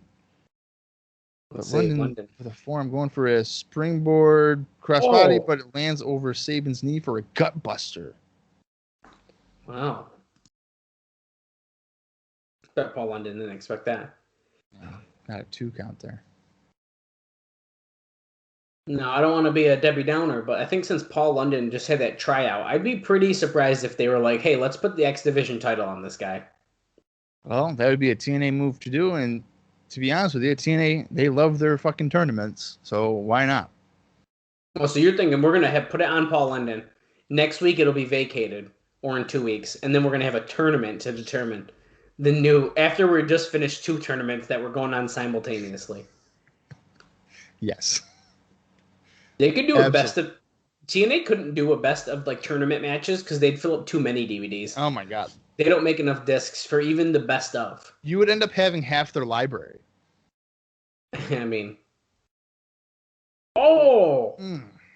Well, yeah, it was like a reverse head scissor onto Sabin, who landed. It was like a Canadian destroyer, but without the flip. That was cool.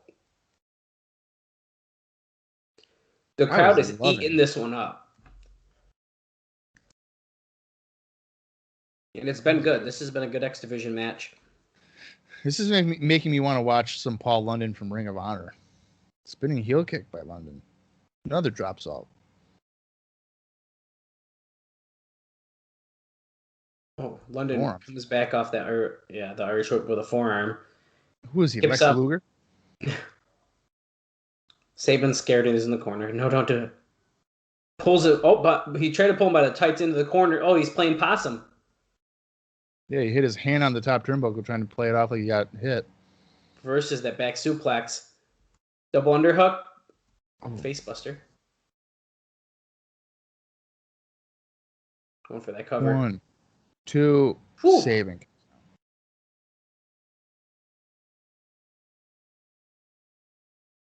Yeah, well, he's selling his ribs there tonight.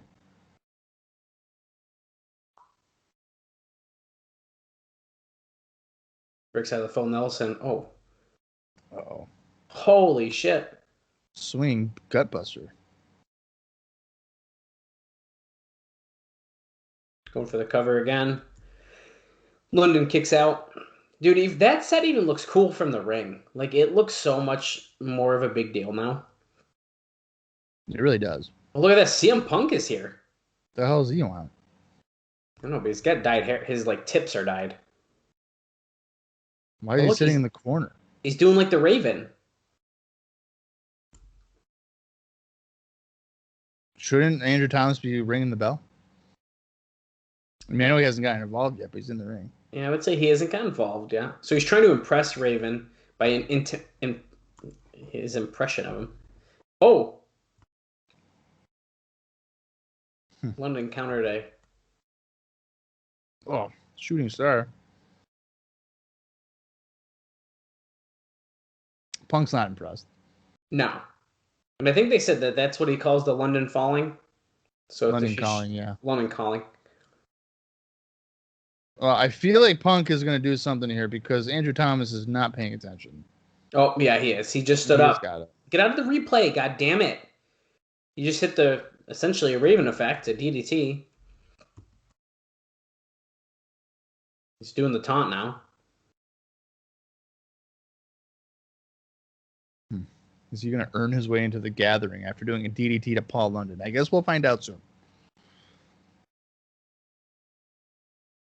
Sabin. Oh, like a muscle buster. 1, 2. That's it. Well, good match. Hate the finish. Oh yeah, it didn't need that. No. And it's random as hell. Like, what? Okay, Punk comes out for what and why? And does this to try to get into the gathering. New Jack. There we go. That was a quick cut away from the ring. Yeah, it was.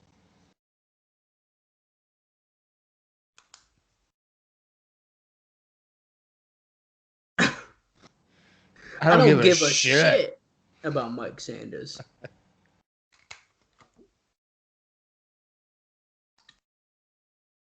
Did it ever occur to you that you might be standing across the ring from me? Now, they're standing in front of the boiler room, the same place that Abyss came out of. Yeah. They're over a little bit to the left, but that's the door. No, it was over more. Because the cage is there right now. Yeah, that's like the open. Is it? If you look on the right-hand side, isn't that the opening? I see what you mean. Yeah, I think you are right. Now that we zoomed out, I see it now. Yeah. Sharky, I don't got time for you in your games tonight. I'm going to beat your ass in every game that we played. Twista, the game with the white woman, he beat you in all of them. Stop smiling. Wearing a mask. Uh-oh. Oh, he's got the Hulk fist on. He said, hold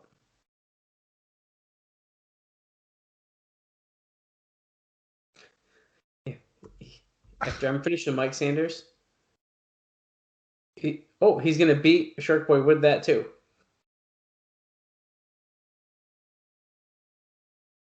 He goes, Mike, this ain't going to take long. I don't know wrestling moves. I don't know holds. Maybe that's not the same place because it's under stairs. No, that don't mean much. Oh, no, look, it is. Wait. Oh, Bob, you were really good because look. Here's Kid Cash going up to the fence. Hey, scary dude. Hey, scary dude. I know you live under here.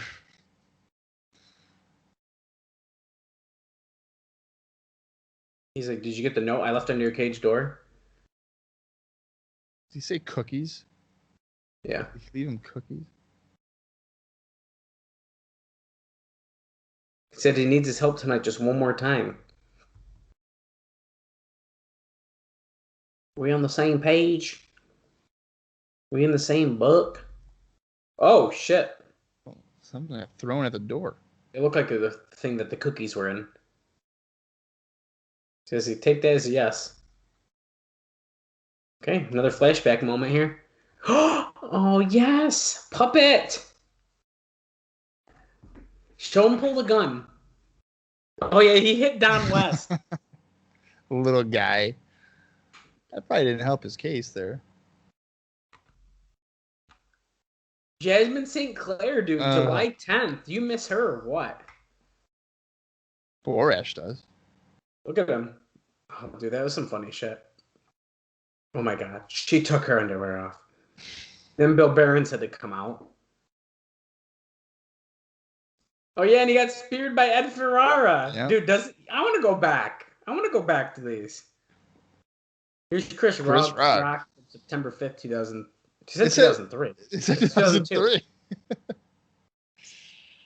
2003. We're not even fucking in September yet. Gotta get your ass kicked. And the face that he makes, like, he's definitely just making a mockery out of it. Here's the Hard 10 tournament bracket, guys. Mike Sanders, New Jack coming up now. Sunday Siaki Sandman next week. We finally will be over with this shit.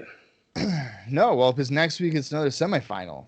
So we still got 2 weeks of it then. Well, I know. I'm saying, well, technically 3 because we got the finals the week after that. But yeah, so we have 2 more weeks to go.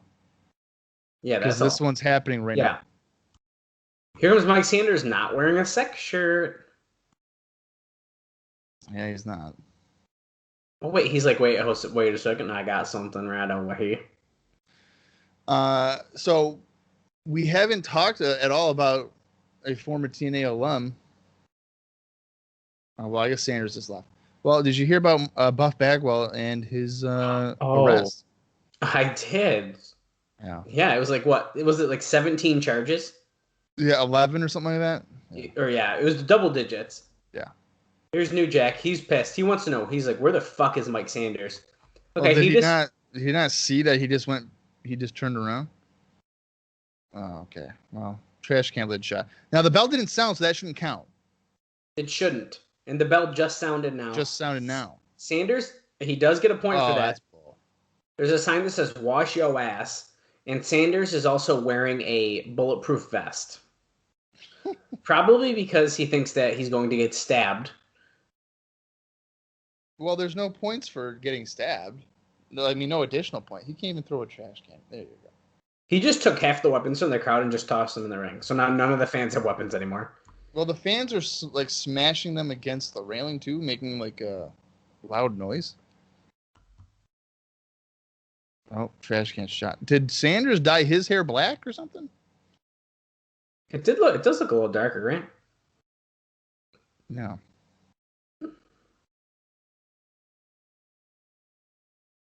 What is that in the crowd? There's some weird sign. There was a sign up there, and a bunch of them were pointing to it. Say wash your ass? No, it was further up. Oh, Sanders gets another point by hitting... Oh, another point. A tray to the head of New Jack, and another one. Jeez. All right, so is New Jack going to blade? He wasn't allowed to recently. He just got whipped in that garbage can, though. I'm going to say he does not bleed.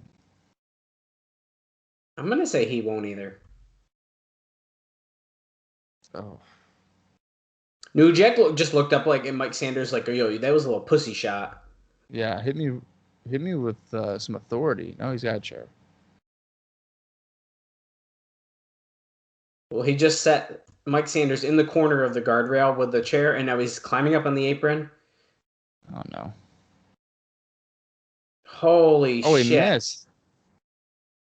They had to hurt his arm wicked bad. Oh, I'm sure. New Jack ran off of the apron, and he missed like a running chair shot, and he hit the railing. Oh, Shark Boy's ringside now. Yeah. He's got the Incredible Hulk hands. Sanders hits him with a trash can lid. 7-1 against New Jack. How Sanders can't possibly lose this. He's up 7-1. Well, he just got him like 7 times. There's another one, 2 for New Jack. You know what I would do? I would just put the trash can lid on his body and then just stomp the trash can lid a whole bunch of times, and then he would technically win, right? I would think so, yeah. Is Sanders bleeding? Let's see. Oh yeah, he is, I think. He got hit with 2 weapons. He's busted open already. Oh, he's got a tray in his crotch. Just kidding, it just fell. 2x4. That's a thin looking 2x4. Dude, there's gonna be no protection right here. Sanders is covering his nuts. Oh. It broke. 7-3. Oh, that's gotta hurt. Yeah. I don't care who you are, dude. If you get hit in the nuts, even if you're working it, it's gotta hurt. Sanders is bleeding, for the record. Shark Boy's cheering him on with the Incredible Hulk hands. Shark Boy and his freaking Hulk hands. That's funny. Another point for New Jack. 7-4.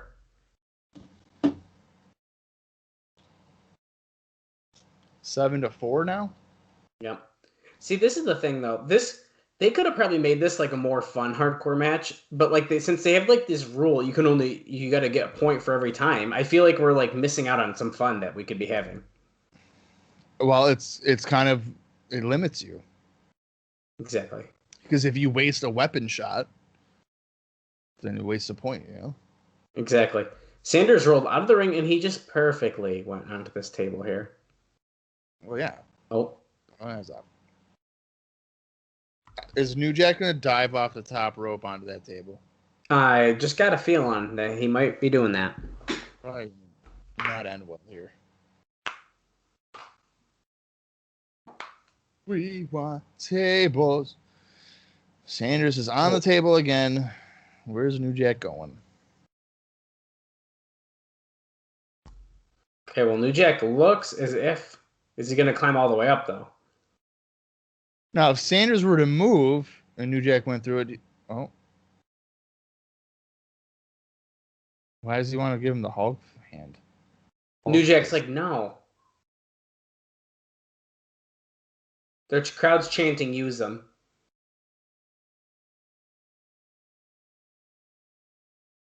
Okay. Is Sanders... Okay, Sanders off the table at least. I thought they were trying to bury him and just leave him there. He's flexing with the Hulk hands. Look at. Acted like he's Hulk Hogan. Now he's dancing. Oh. Oh. He just wailed on Sanders with the glove on. New Jack wins the match, punching Sanders off the apron through the table. Wow.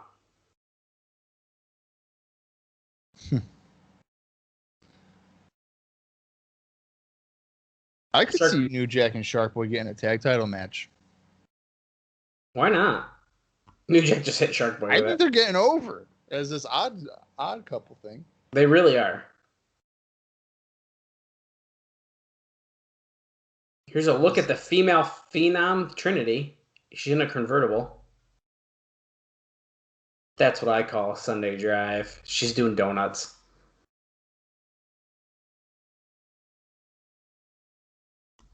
I've been doing stunt work for 10 years. This is a random video. Look, she's on fire, jumping out of helicopters, doubling for Elektra.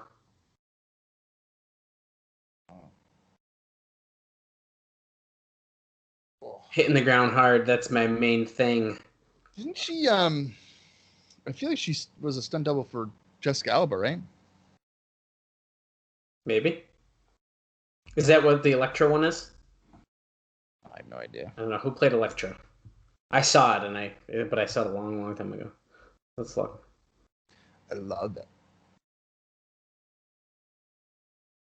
Oh, boy. Trendy in a bikini on the beach. Is she coming out? No, I think we're just getting this weird video. Jeepers Corona.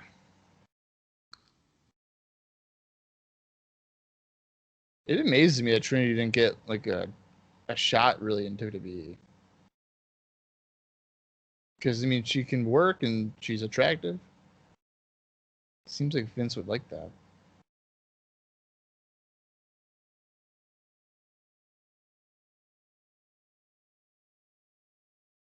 She wants to be the #1 female performer in the history of this business. Oh, more highlights here of her beating up Kid Cash.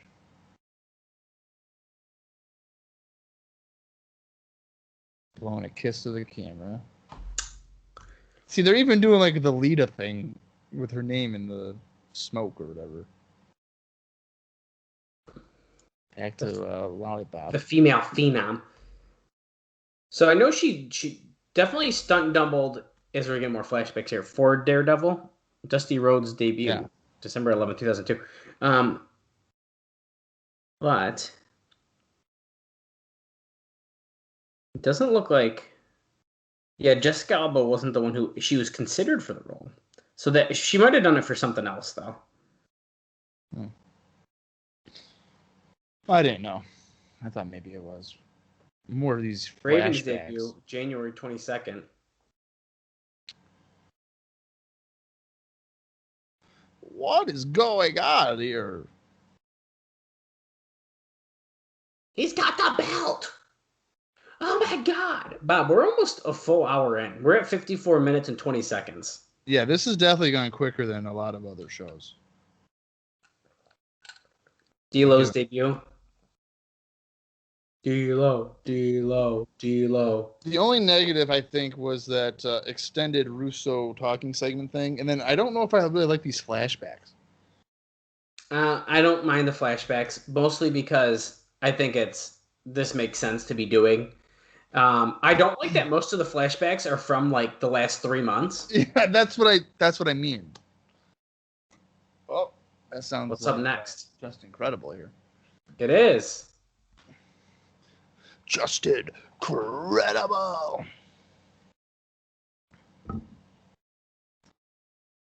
Let's look at the history between Jerry Lynn and Just Incredible. Okay, that history has been all of what? 3 weeks ago. Yeah, great.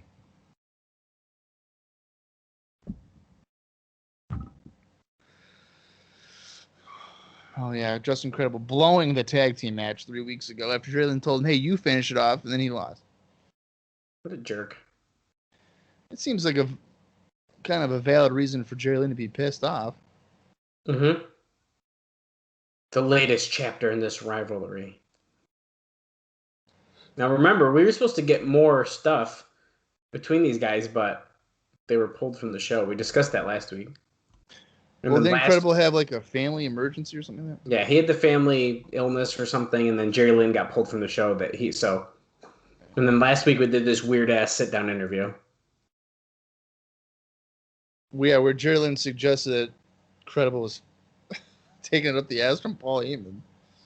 Yeah, his Paul Heyman's butt buddy. Butt buddy. And Jerry Lynn's like, asshole. Yeah, and they proceeded to have a brawl there. So this is just really a continuation of their ECW feud, I guess. Yes. Now, why would you show that after Credible's entrance? Wouldn't you show that before? Yeah, that's kind of weird. Jerry Lynn. Wow, it's Credible is wrestling without his shirt on. Jerry Lynn got in the ring, and it looked like they were just going to go at it, and instead they just go right into a lockup. That was very bizarre. Yeah, that was weird. But yeah, Credible without a shirt tonight. He doesn't look to be in bad shape. He just is.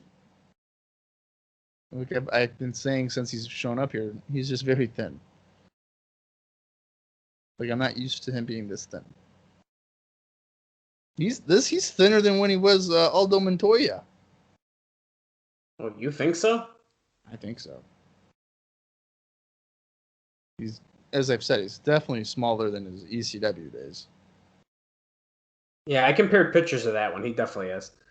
Here, Aldo. Trading chops in the corner.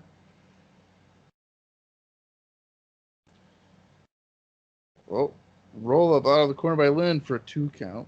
No, he might be smaller right now. You might be right. He's definitely whiter. Yeah. It's definitely not as tan. Slides through, avoids the right hand. Lynn going for the cradle. Holy shit. Nope.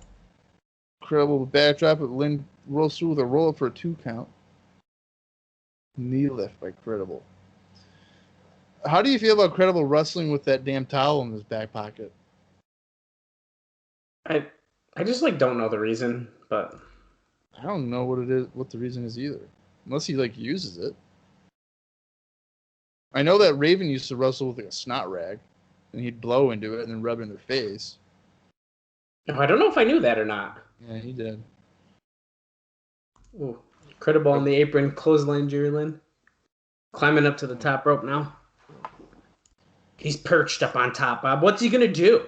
He's standing Double up. axe handle. No, crossbody, and Wow. Jerry Lynn rolls through a cover 1-2. Oh, God. Credible must have been watching some Ricky Steamboat tapes. Jerry Lynn's like, damn it. Crossbody at them. Ducks the puncher, clothesline, but Jerry Lynn comes back to a Oh. super kick. That could do it. 1, 2. Oh, Lynn kicks out at 2. I thought he had Jerry Lynn with the super kick, but no, he didn't. He kicked out at 2. Shocking kick out. Crowd has been alive for every single match. I love it. I wish we had this every week. Just incredible going for the tombstone. Jerry Lynn rolls through, though, for a cover. Reversal. Oh, what? Credible used the ropes for leverage, and he got the 3 count. That's Referee it. didn't see it. Wow. This isn't over. Yep, here we go. Jerry Lynn starts to attack him. That went less than 5 minutes. I kind of can't believe that just ended like that. I can't believe Jerry Lynn lost.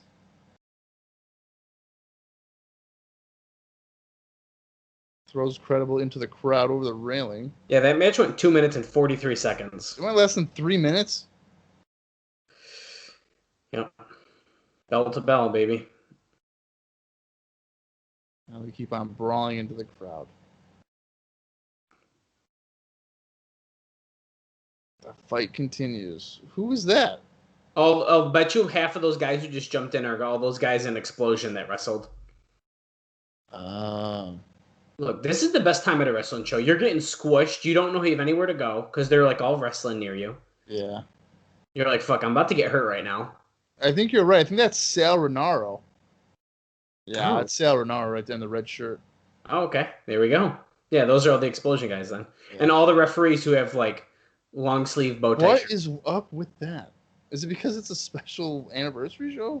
Are they looking like they're from 1985? I guess.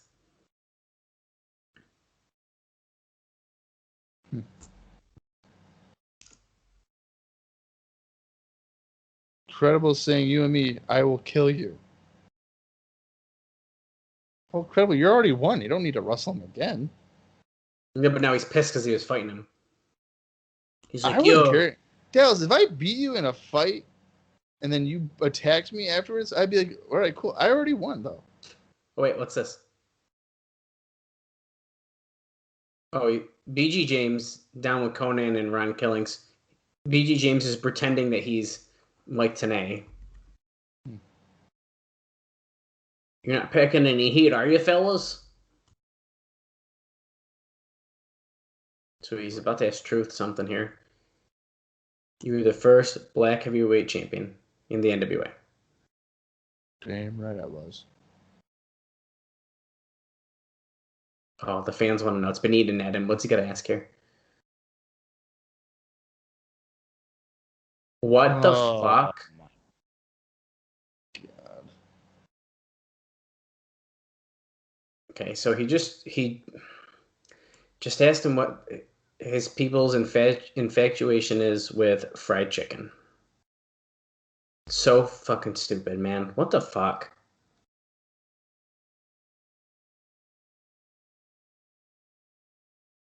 Okay, so BG's continue to act like TNA and trying to understand killings with it.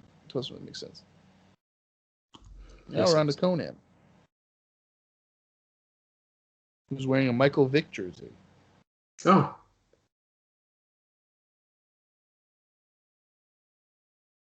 What?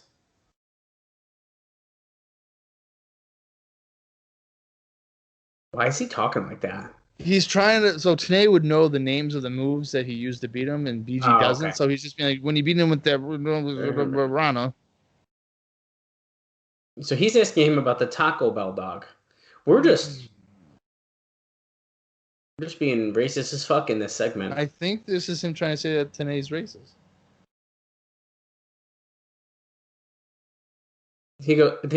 Brian Killing just said BG James what he had for supper, the table as he posed to his gut.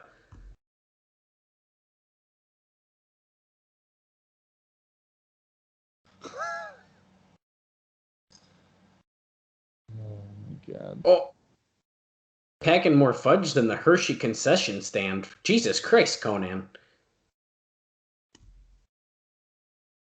What is happening?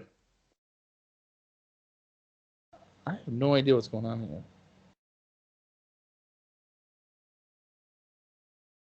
here. Wait, it's the anniversary. We should be partying, going out and getting ladies. Oh, Conan says he's got smoke in his pocket. He says, okay, that's it. PG James is like, no, I can't. I only do pills. Okay, TNA flashback. I don't know what the hell the point of that was. That was one of the most useless segments I've ever seen. Yeah. Goldilocks flipping out on the phone person made more sense than this did. Yeah, that was stupid.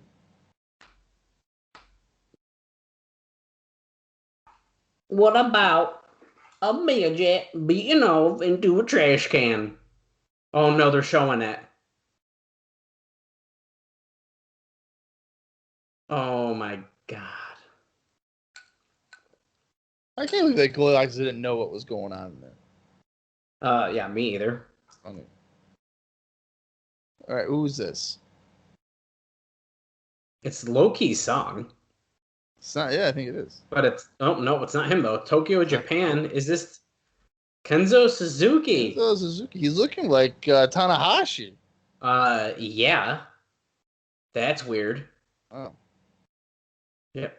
The World Japan promotion representing WJ. This wasn't on the list of matches? No, but we did know he was coming in as of last week. I honestly forgot, though. Oh. Who's he fighting, though? Let's see.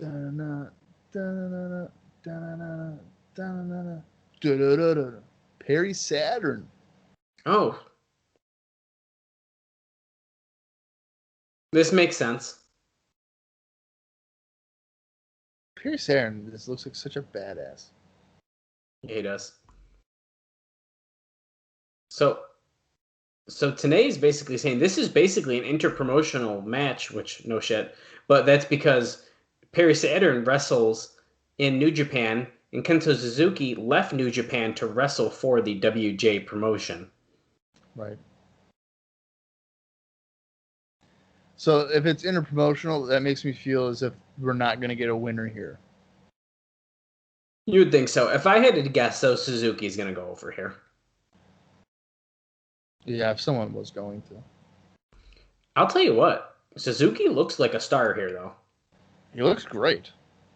Between his gear, I mean, he's in great shape. He looks huge. I wonder what happened for when he goes to WWE. Dude, the WWE stuff is so bad. I wonder if it's because they kind of went with like a stereo. They did. They went with a stereotypical thing, That's what I think it was. and he had to work that style. Like I don't. That probably wasn't his style.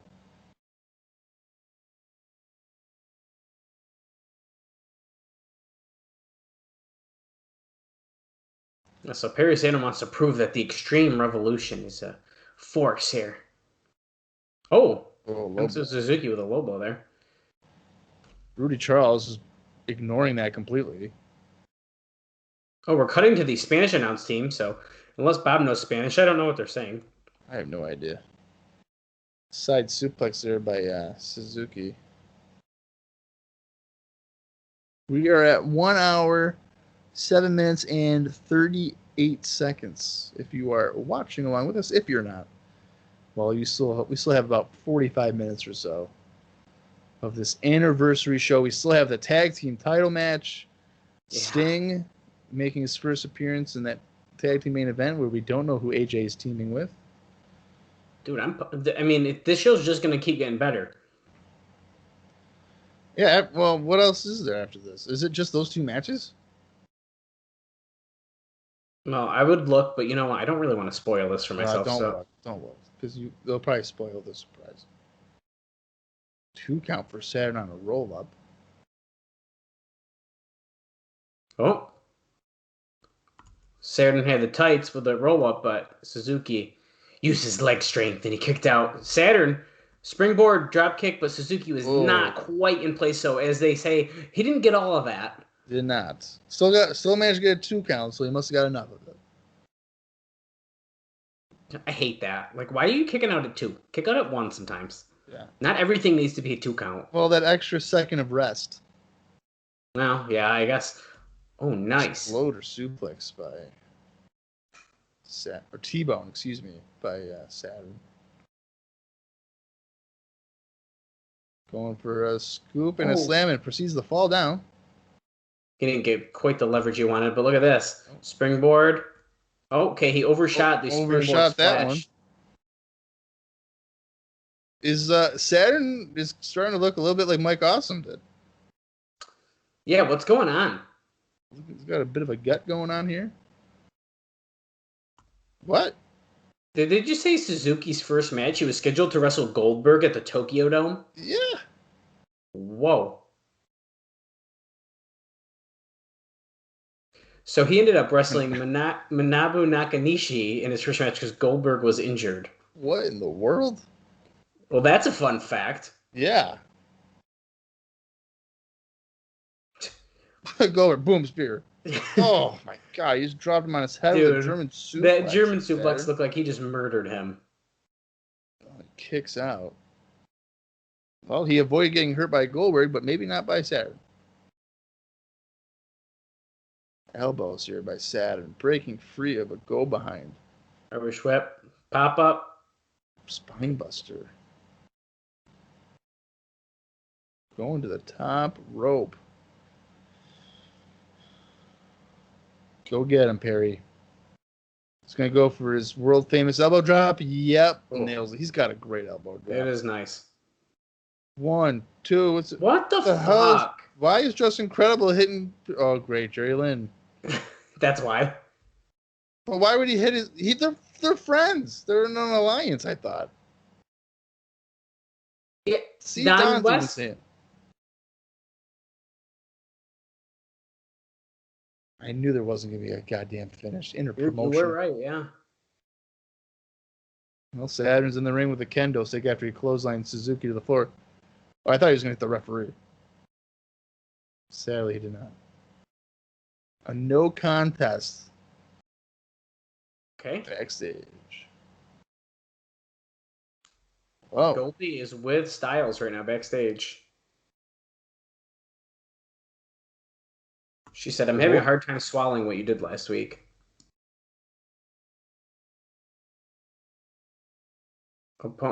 I knew it. Oh, yeah. She set herself up for that one. He's like, well, you got a hard time swallowing? That's not what I heard from Eric. Now, Goldie messed up by saying that he doesn't know who his opponent is. He doesn't know who his partner is. Yeah, and he corrected that. He said it could even be you.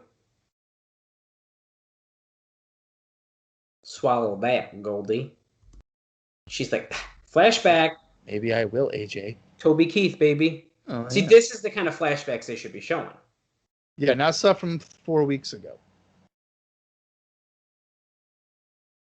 Toby Keith. Wait, remember Scott Hall was there? Malice, too, and Apollo? None of those guys are really even in the company anymore. I know. Well, hey, we didn't really say too much more about Buff Bagwell, but isn't that crazy? This is like his 3rd time. I know. Like, in recent years. Yeah. Like, that's nuts. They're showing Hermie Sadler. Remember him? Yeah, dude. I was surprised because I just didn't expect to see the news with that many counts of all the stuff he got charged for. Yeah, like a hit and run. So does that mean he hit somebody? Somebody or something. Or something, yeah. Here's the Tennessee Titans as a flashback. It also, the pitcher didn't even look like him. No, it did not. But what's crazy is, this has happened numerous times. At some point, you would think that they would take his, license away or something, that he wouldn't be able to drive. Yeah. But apparently not. Well, yeah. Remember when Jarrett loved hitting people with his freaking steel chair? Yeah, and look at Malice was going after him because they were supposed to set up for like this huge match and stuff. And oh, yeah. Never happened. It's time, man. Tag Team Championship. Tag team match. AMW won the Asylum Alliance tournament to get the title shot. Triple X unbeaten versus AMW. Wow, that's a fun fact. They've wrestled a couple times, haven't they? Yes. NWA-TNA's 2 best tag teams. Yeah, you can't really argue that. Send it to JB. Asylum Alliance tournament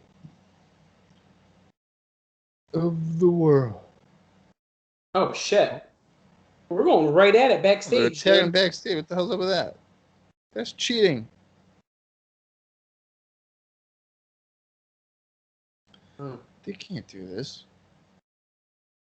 Wow.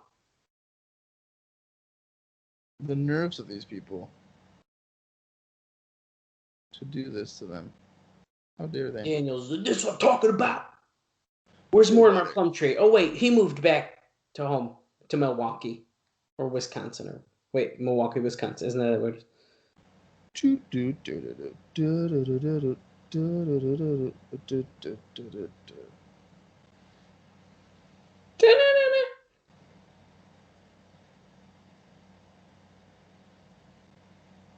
X. Hey, there's Loki carrying the titles out for him. Well, he shouldn't have him hanging on his body like that if he's hurt. He's got an arm thing on, an arm sling. Whatever.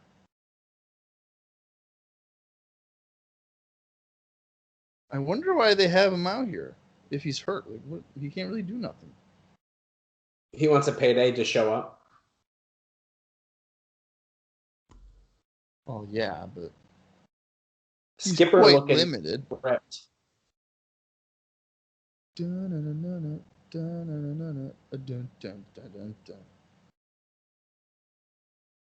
Daniel's on the mic here.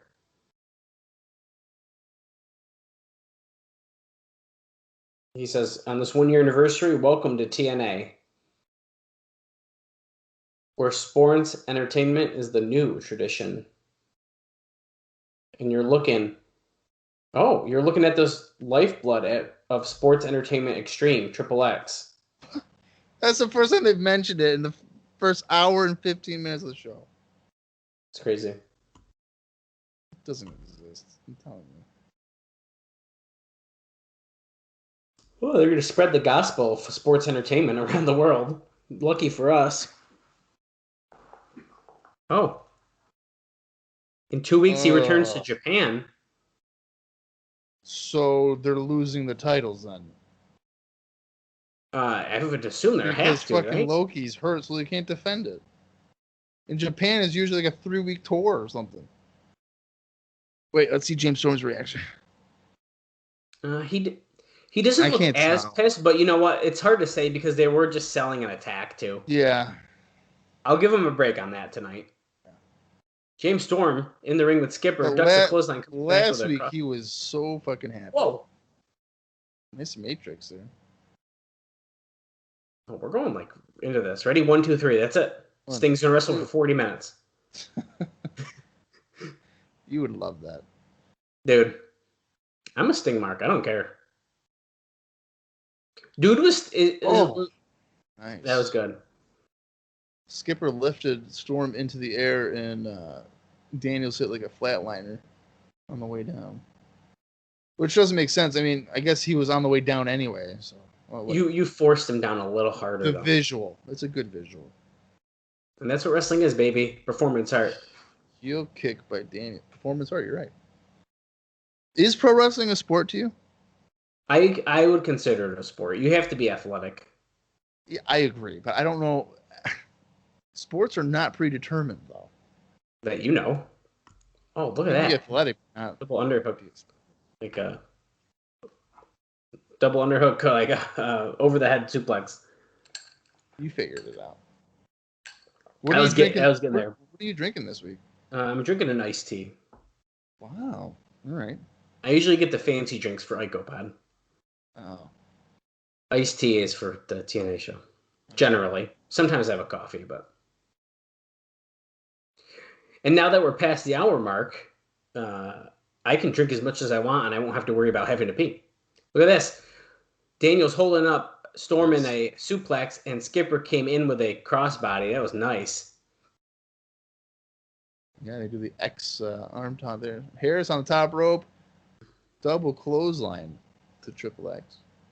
Oh, full Nelson slam. Now. The ref's like, get out of here, get out of here. You're not the legal man there, Chris. Oh, he showed him. No, that should be a disqualification. He's like, you don't push me just because my shirt's too big. And of course, Loki's injured, but this would be a perfect time for him to get in and do some kicks. Yep.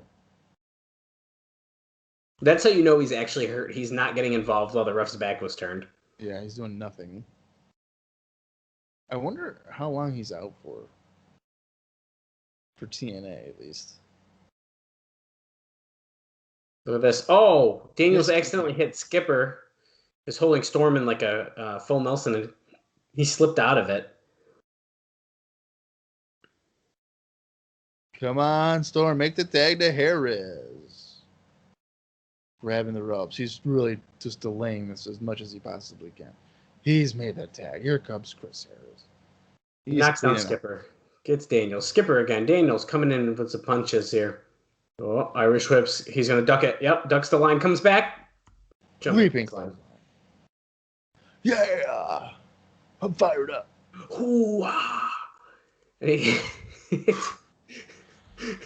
Skipper up and over, but no. Harris catches him. Powers. 1, 2. Oh, kick out. Harris has got some good fire tonight. Yeah, he does. I'll be honest. I don't know if most of the crowd has sat down all night. I don't know. They haven't shut up, I'll tell you that. It's awesome. Skipper going for the play of the day. Nope. Harris reverses it. Oh, you got him. Is he going to hit catatonic? Catatonic. Here we go. Yes. I thought Skipper was going to land on his feet for a second. 1, 2. Oh, Daniel's just barely breaking up that cover there.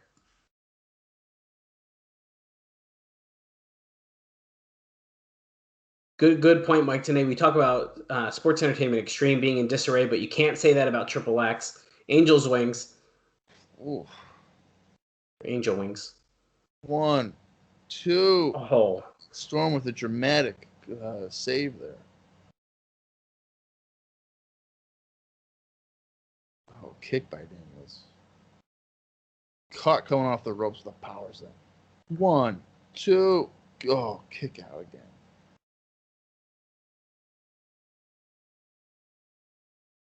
Oh, into the corner. Storm with a boot on Daniels. Going for the 8-second ride or whatever, right? Yes. Oh, Daniels blocks it though with some right hands. He's got Storm on the top rope, hooking him for a superplex, but Harris comes over. Oh, God. He's got him on his shoulders. Is he going to do an elevated one? Oh, my God. Whoa. Yeah, he sure did. Yeah, Harris had him up. And like the Shoot, Skipper breaks up the count at 2. that was kind of scary. That was a dangerous move. I was afraid Daniels was gonna like over rotate. Yeah. Holy shit! Skipper with like a headlock toss thing on Storm. And Storm like landed on top of his head. Yeah, what the hell was that? Skipper getting thrown against a guardrail by Harris on the outside. Daniels and Storm in the ring. Daniels has him. Slams down Storm. Is signaling for the best moonsault ever. Best moonsault ever. Oh, he lands on his feet. Spear. Harris with the spear in the middle of the ring. 1, 2. Oh, what a close fall that was. That got the crowd too. Dude, that was wicked close. Look at Skipper coming in. 1, 2. Oh, another close fall. Oh, Low-Key has a title belt. He just slid it into Daniels. Here we go. Mike Tenay's. Oh no! Come on, Storm. Here's he clothesline Skipper. Daniels misses a super kick by Storm. The crowd just popped so loud for that super kick right there. Did. The referee just put the tag title in the corner. Are they going to go for the death sentence here? Skipper's on the apron. He got knocked down by Harris. Here we go. Yep, they have him hooked. I'm telling you. Oh, he hits it. That's it. That's got to be it. 1, 2. Skipper pulls the referee out. You son of a bitch. Oh my god, dude. Well, Loki's selling his arm there. Skipper's got the belt. Oh, he decks Storm with it. Storm is laid out. Referee never saw it. Daniels crawling over. 1, 2. And he got the pin. Oh my god. What? That was a good match. Dude. Whoa. I enjoyed that. That was really good. Oh. Here's pissed.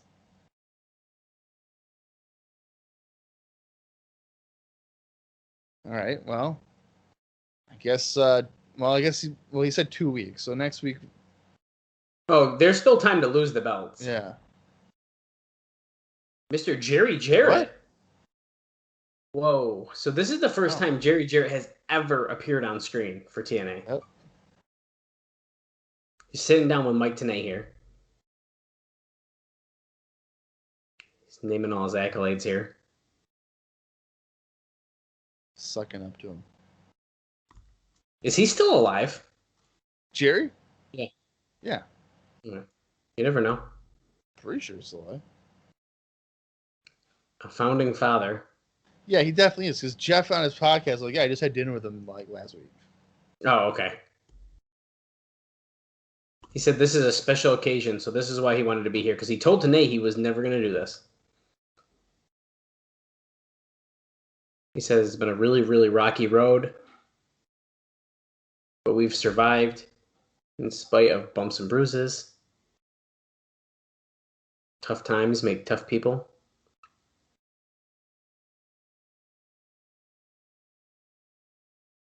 He says that those tough times have prepared us for our glorious future that he thinks that they have. Well, they do, to be fair. Oh, yeah.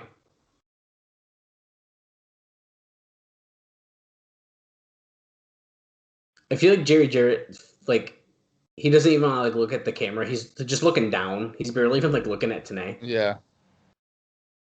He's not making eye contact at all. Nah, he doesn't want to do this right now.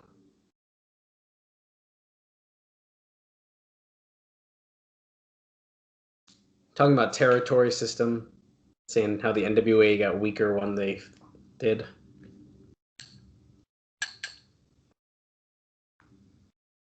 With our association, the NWA is getting stronger. Just wait. Eventually. Well. Oh, he's got to ask the tough questions as well, he says. Oh. About your relationship with Vince Russo. Thoughts and opinions on Russo. Let's hear it.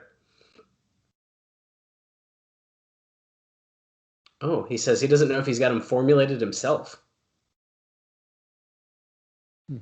WWE. He left there.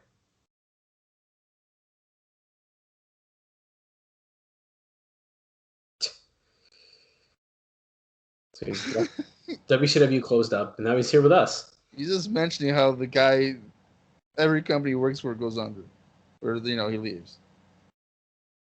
He said he seems very frustrated. Maybe he reflects on all those experiences as failures.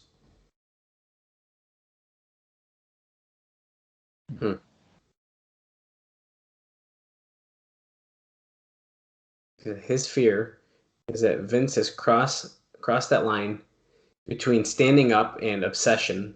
Seems to be obsessed with Jeff. In his twisted mind, if he can get Jeff back, they can be how it used to be, then he can be successful. Jerry says he's confused about the man. If he had to sum him up, he'd say that he has an obsession, and he hopes it's not a fatal obsession.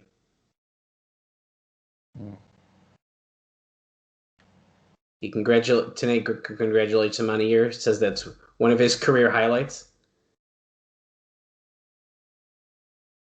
Says Tenay's at the top of the list of stars at the show. And go boy.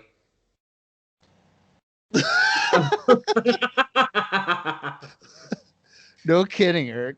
So Eric, enough of that boring interview. That was hilarious. Okay, so he's got. Wait, his man Eric is going to be here soon. Who is he? Then the kid's taking over. We got a special interview coming up. Who could be the Eric he is referencing? I need to know. I really think it's himself, dude. Oh, we're going to interview them, as he says, the mighty midget, Kid Cash. Is Kid Cash actually going to come out, or is it going to be a midget? Oh, that's Kid Cash. That's Kid Cash. He's taping his fists on the way down the ring. Okay. Kid Cash. Well, he said he needed Abyss's help, so I would assume he's going to come out here and probably beat up Eric, right? Yeah, I think that's a pretty good guess. Cash, I know that was a low blow. Says, listen, bro. After this interview, we can set things aside. If you and me can see eye to eye. Wait, hold on. And now he gets down on his knees, and Kid Cash gets in the ring, and we're bumping into each other. This is so stupid. What is it about you beating women? They can't even have like a face-to-face stand-up. No. Okay, so Kid Cash beats his women. He's bragging about it. The crowd is silent for it. They're like, Well, it's a weird thing to brag about. He says, when I think about beating women, I get goosebumps all over my body. What why? What? Why is this his character right now? I'll tell you what, Eric. Some people were clapping for that. He says, if you want to act like a woman, lay down. He can show you how you're his bitch. Boom! Right hand to Kid Cash. Well, we know it's coming any minute, I'm assuming. You would think that freaking Kid Cash, from a size perspective, would be the babyface, but not with what he's saying. Oh, here we go. Is he going to hit that choke slam? Yep. Wait. Something's on the screen. What is that? No, he just noticed it now. What is that? Is it Goldilocks? Goldilocks in the boiler with Abyss. She's crying. He's touching her hair. Padlock shut. Uh-oh.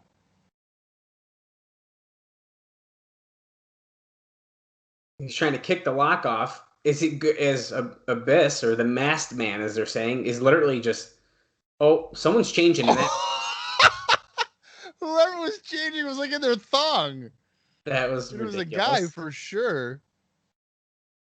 Oh my god, that's so funny. Well, Eric Watts is getting choked out while Goldilocks is trapped in the boiler. Holy shit.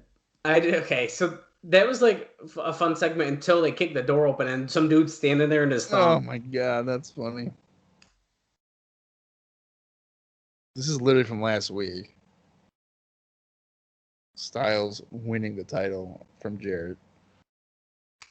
Yeah, this is not a flashback. This literally just happened. Yeah. Okay, so I was hoping Abyss was gonna come out and like beat some shit out of Eric Watts, but I can wait a week, I guess. It was an interesting thing there. I mean, he's playing with her hair. Well, the thing is that they can't have Eric Watts versus Kid Cash. Like, it's not gonna do anything. No. So we're gonna have Abyss. It was just kind of a creepy segment for her to be trapped in essentially a cage. Yeah.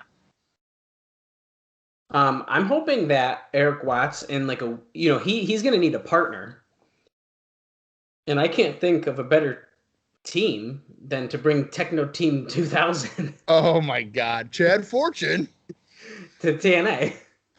What is Chad Fortune doing here in the Asylum? Oh my God.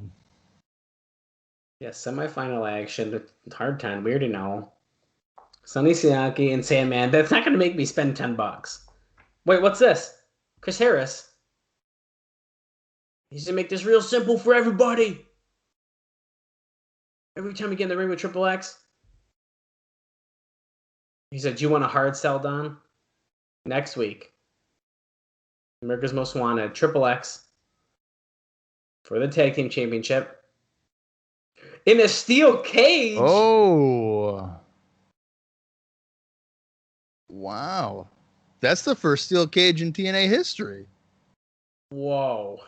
I didn't think it was that. I thought it was later in the year. Whoa, dude. For that. Well, I just made a joke about not wanting to spend $10, but you guys just sold me. I know, right? Like, okay. You're going to twist my arm about it. I wish Daniels didn't say he was leaving 2 weeks because it's got to be America's Most Wanted, right? See, that's, yeah. You ready for the main event? People are screaming. We're an hour, 33 minutes, and 55 seconds in. TNA with like a mic drop. All right. Okay, so Styles? okay, so we got to find out who his partner is. Okay.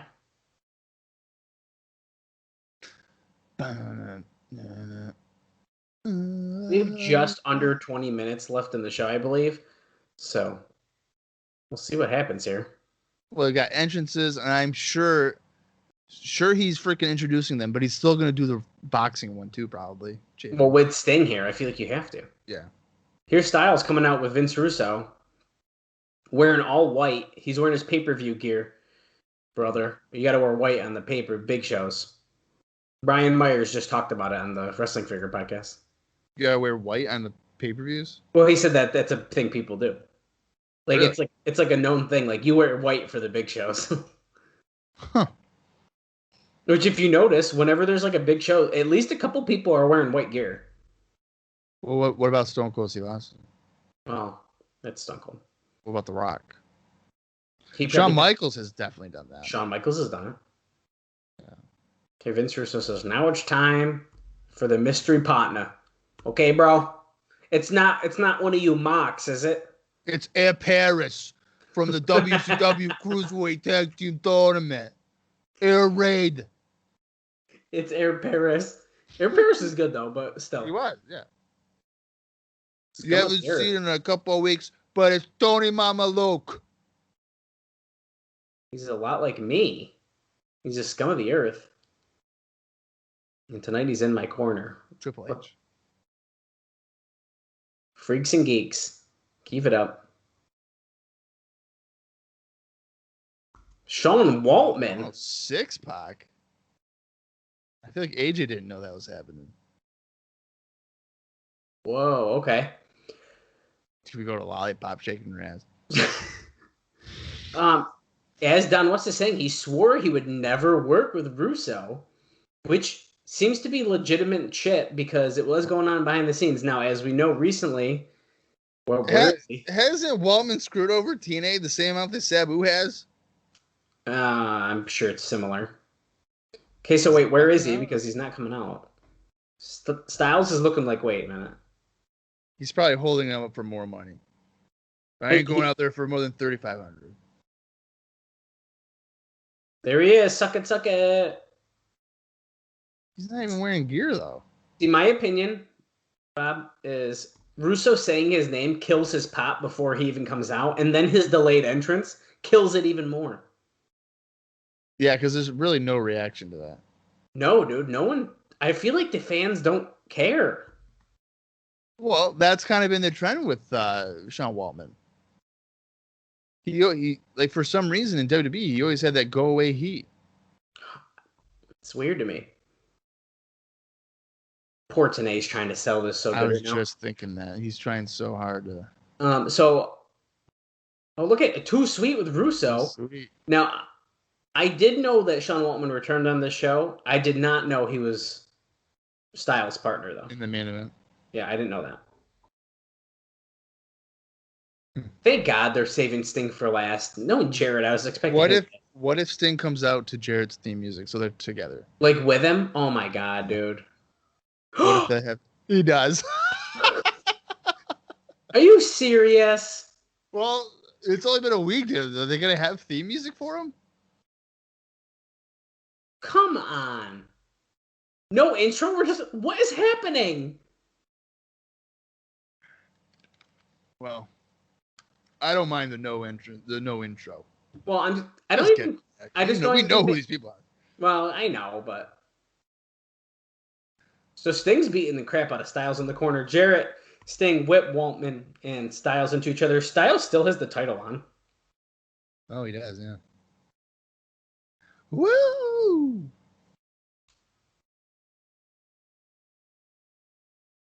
AJ and Sting, I guess, legally starting this off. What a weird sight, though. Little AJ Styles, who's like fairly new, and then you have Sting. Yeah, that is kind of nuts. Oh, avoids a drop kick. Going for the deathlock already. Styles has already turned over before Sting even stepped over. Reaches the ropes quick. I think Sting looks pretty good. I mean, he looks a little out of shape. Well, for not doing too much in the last 2 years, not bad. No. Well, okay. Slingshot crossbody by Sting. He's got to keep up with the X Division guys. That's probably what he's thinking. I mean, it's really good he's not going for a title tonight, though, because he is not very tan, so. Oh, my God. Yeah. Sting was walking without Styles in his hand. Why is Waltman wrestling in a tracksuit? I don't know. What is it? Maybe he lost his gear at the airport or something? Oh, could be. I hate that, though. I hate when wrestlers don't wrestle in their gear. Unless it's like a street fight and they come out in jeans and stuff. Going for the Bronco Buster. Oh, shit. Oh, that tore his butthole, right? Vince Russo's yelling he's out of control at Sting after he slammed Styles' face on the announce table. Well, he's not wrong.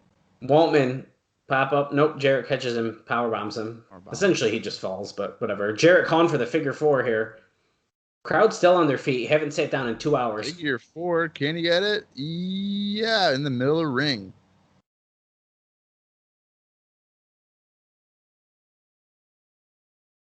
Is he going to give up?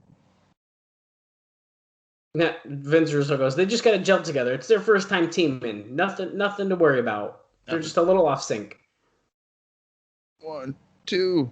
Oh, Waltman's kicking out. Oh, Styles springboard. Leg drop right onto Jarrett. That breaks the hold.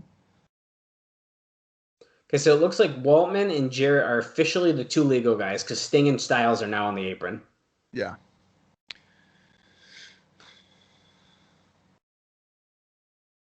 I just wish Russo wasn't on commentary trying to take away from the match. Yeah. He doesn't need to be. Why has he got to be over there? We heard him talk twice already tonight. Yeah. Oh, Waltman keeping control here with some right hands. Here comes Styles getting the tag. I don't know. Styles and Waltman is like this. It is a weird team, and like it doesn't make sense. Like, why is he with Russo now? I don't know.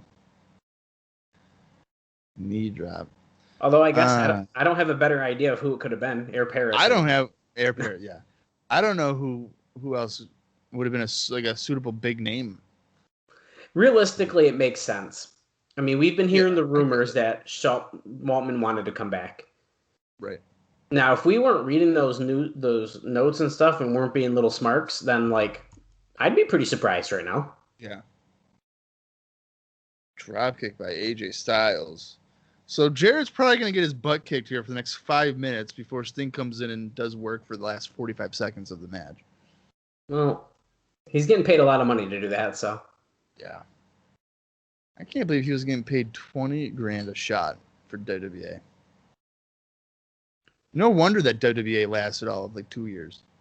Well, yeah, really. Well, and that's probably not even counting like his airfare and hotel. Oh, God. I don't want to think about it. Look at Jarrett in a headlock by Waltman here. Sting reaching for it. He's like, come on. I know there's not many of you, but can you at least cheer for me a little bit? I just wrestled in Australia in front of a crowd 3 times the size of this. You did, Vince. You brought him in. Spin kick by Six Pac. 1, 2. Jarrett kicks out at 2. Oh, God, Waltman wrestling. I'm telling you, I know we keep saying it, but it's really throwing me off right now. Quick leg drop. Is he wearing like boots even? I was actually just trying to look at that. I'm not sure. I think he is. I need like a pant leg to go up. Jarrett in a headlock, classic. Yeah, I just wish. I mean, if he was wearing his Six Pac gear, it'd probably be a little bit better. But he's in a freaking tracksuit. Just a little bit better, man. We want Sting. We want Sting. They're not chanting for Jarrett to get up. They just want Sting. Well, that's the funny thing is Jarrett is like the furthest thing from a babyface, and of course they're gonna want fucking Sting in this match. Right. We want Sting. Oh, elbows by Jarrett. Breaking free. Ducks the line by Styles. Comes back double clothesline. We got a double down. Both connected. Both are down. Both are wearing white tights. Oh, that's a good point. I didn't even think about Jarrett. Doesn't Jarrett normally wear white though? Yeah, he does. He has other colors too, but he wears white often. Primarily white, I feel. Look, Jarrett. There we go. Stinger's in. Falls to the leg. Waldman's so freaking out. Right hands. More right hands. Sting cleaning house. Those little back chops. Yeah. Here we go. Styles into the corner. Here we go. One Stinger splash to Styles. But Waltman's in the other one. And he's another Stinger splash.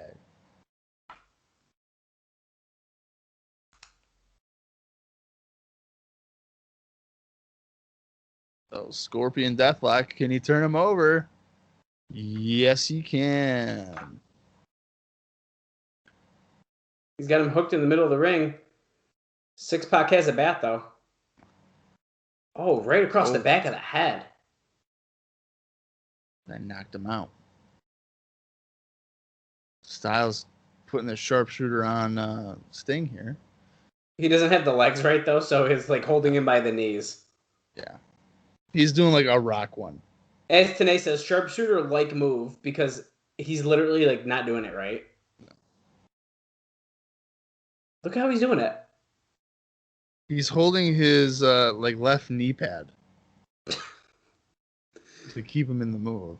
But Sting breaks free of it because, I mean, there's not much there to hold on to. I bet you Sting's not actually selling that baseball shot. He probably got whacked in the back of the head. I bet you he did. Styles knocking Jarrett off the apron to prevent Sting from tagging out. They've never worked as a team. Yeah.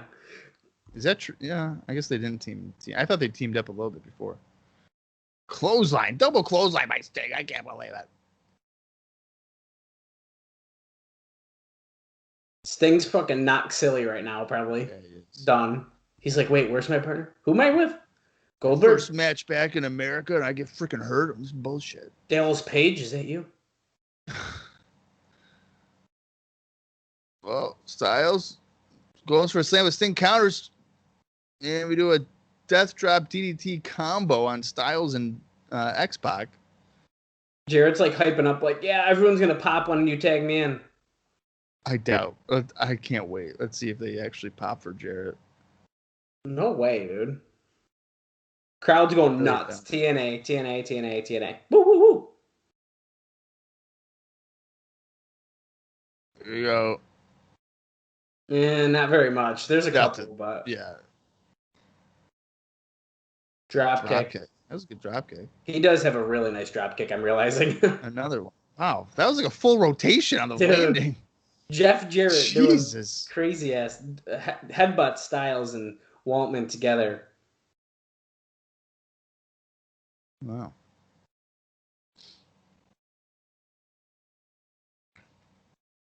Oh, Russo's got Russo. Yeah, he left the broadcast position here. Sting stepping in to stop Waltman, who's pushing Jarrett in the corner. Rakes the eyes.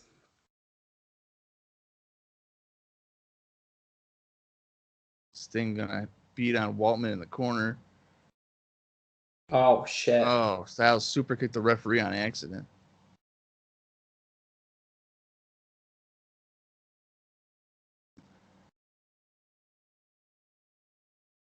Sting's like... What is Sting doing? I don't know. Was that a stroke to Styles? Yeah. Okay, so Sting's taking Waltman out of the ring.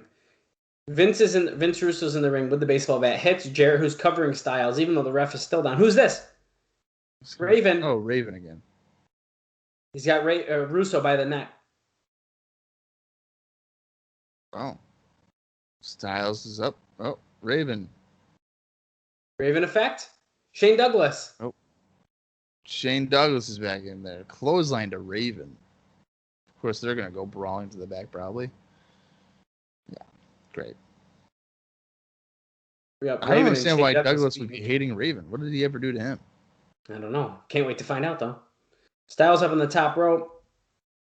What the fuck was that? Jarrett got a boot up, I guess. He just like kicked him. He did like a back heel, like a back sidekick. Stroke in the middle of the ring. Well, kind of in the middle of the ring. Yeah. Jarrett's got a cover. There's no referee. He's way down. Got a chair. Fucking Sting with a chair right now. What's he doing? Oh, no. Styles kicked out, though. Oh, good. Sting's like kind of beating up Sean Waltman, but like kind of not. I feel like for the last minute and a half, Sting doesn't know what to do. He might have really gotten hurt and is like just out of it. He might be. What's this? Jarrett up on the middle rope. God, look, Raven's like getting pushed back in the ring. Middle rope stroke. Raven and Shane Douglas are in the ring again. 1, 2. Jarrett pin Styles. Russo comes in. He's choking Jarrett with the baseball bat. Sting is grabbing Russo. How do you not have Sting get the pin? I wouldn't have had Jarrett beat Styles. Jarrett just hit Russo with the baseball bat. Okay. Now Russo's terrified of Sting. I don't blame him. Do you see? He's a scary looking guy. Yo, can we get Sting versus Raven right now? That's a match. That's a feud that should have happened. Oh, Raven and Jarrett having a stare off. Just what is with Raven's facial hair? Why is there like a square on the side of his face? I don't know. Sting's like, no, guys, friends. Yeah, he's like, guys, we're friends. I'm gonna hold your hands up. We're gonna cheer. Look, anniversary. Yeah. I feel like they're trying real hard to get Jarrett as a babyface with Sting and Raven. Yeah, dude. Is that it? Oh, that's it. That's how we're going here. Wow. All right, Dallas. Well, I'm going to go thumbs down. No, you're not. Get out of here. There's no way. No, that was a good show. That's a thumbs up, man. Yeah, that's a thumbs up. That was good. You would have killed me if I was like, nah, dude, that sucked. That show was so much fun. Yeah, I mean, I would say that held my interest throughout.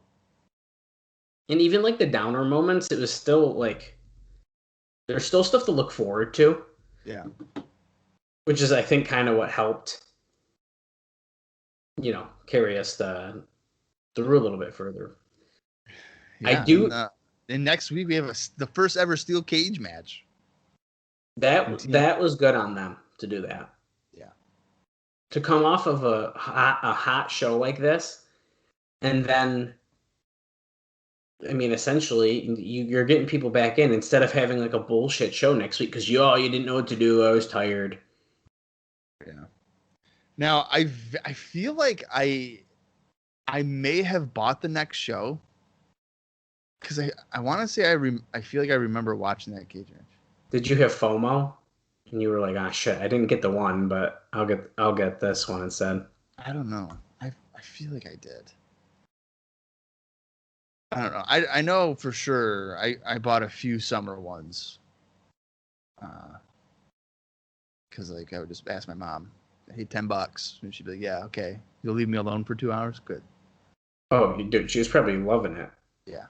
She was probably like, yeah, you can definitely. You can do whatever you want. So. But yeah, that was a good anniversary show. I mean, I don't really think. Yeah, there was like the Russo's talking segment went way too long. Yeah, that crowd though. I think the MVP is the crowd. I mean, really though. They enjoyed everything. They were awesome. The crowd killed it. Yeah. I don't know. I don't know what else I can say. I mean, I'm excited that Sting was here. I wish he did a little bit more, but I get it, I guess. Yeah. Well, if he's going to be there for numerous appearances, then that makes it feel better for me. Yeah, you don't want to do, I guess, everything in the one outing. So yeah, I don't mind that he didn't really do a whole lot. Yeah, so I can understand that in that case. Yeah. But this gets me excited to go into the next week. We just saw a pretty good show year in. If this was a shitty show, I don't know, man. It would have been a real bummer. Yeah. And I think we're really lucky how this show came together. Looking at how we got here. I mean, Sting was announced last week, as were most of the matches, really. I mean, the tag team title match we found out last week. Chris Sabin versus Paul London we found out essentially last week because he defended the title. Paul London won the number one contendership a little bit ago, but I mean, it kind of really came together last minute, and I think they sort of lucked out on this one if you look at the way the booking has been for recent weeks. But I'm glad it worked out the way it did, and I'm glad that we have a plan for next week's show, at least to get people in. That's what they need.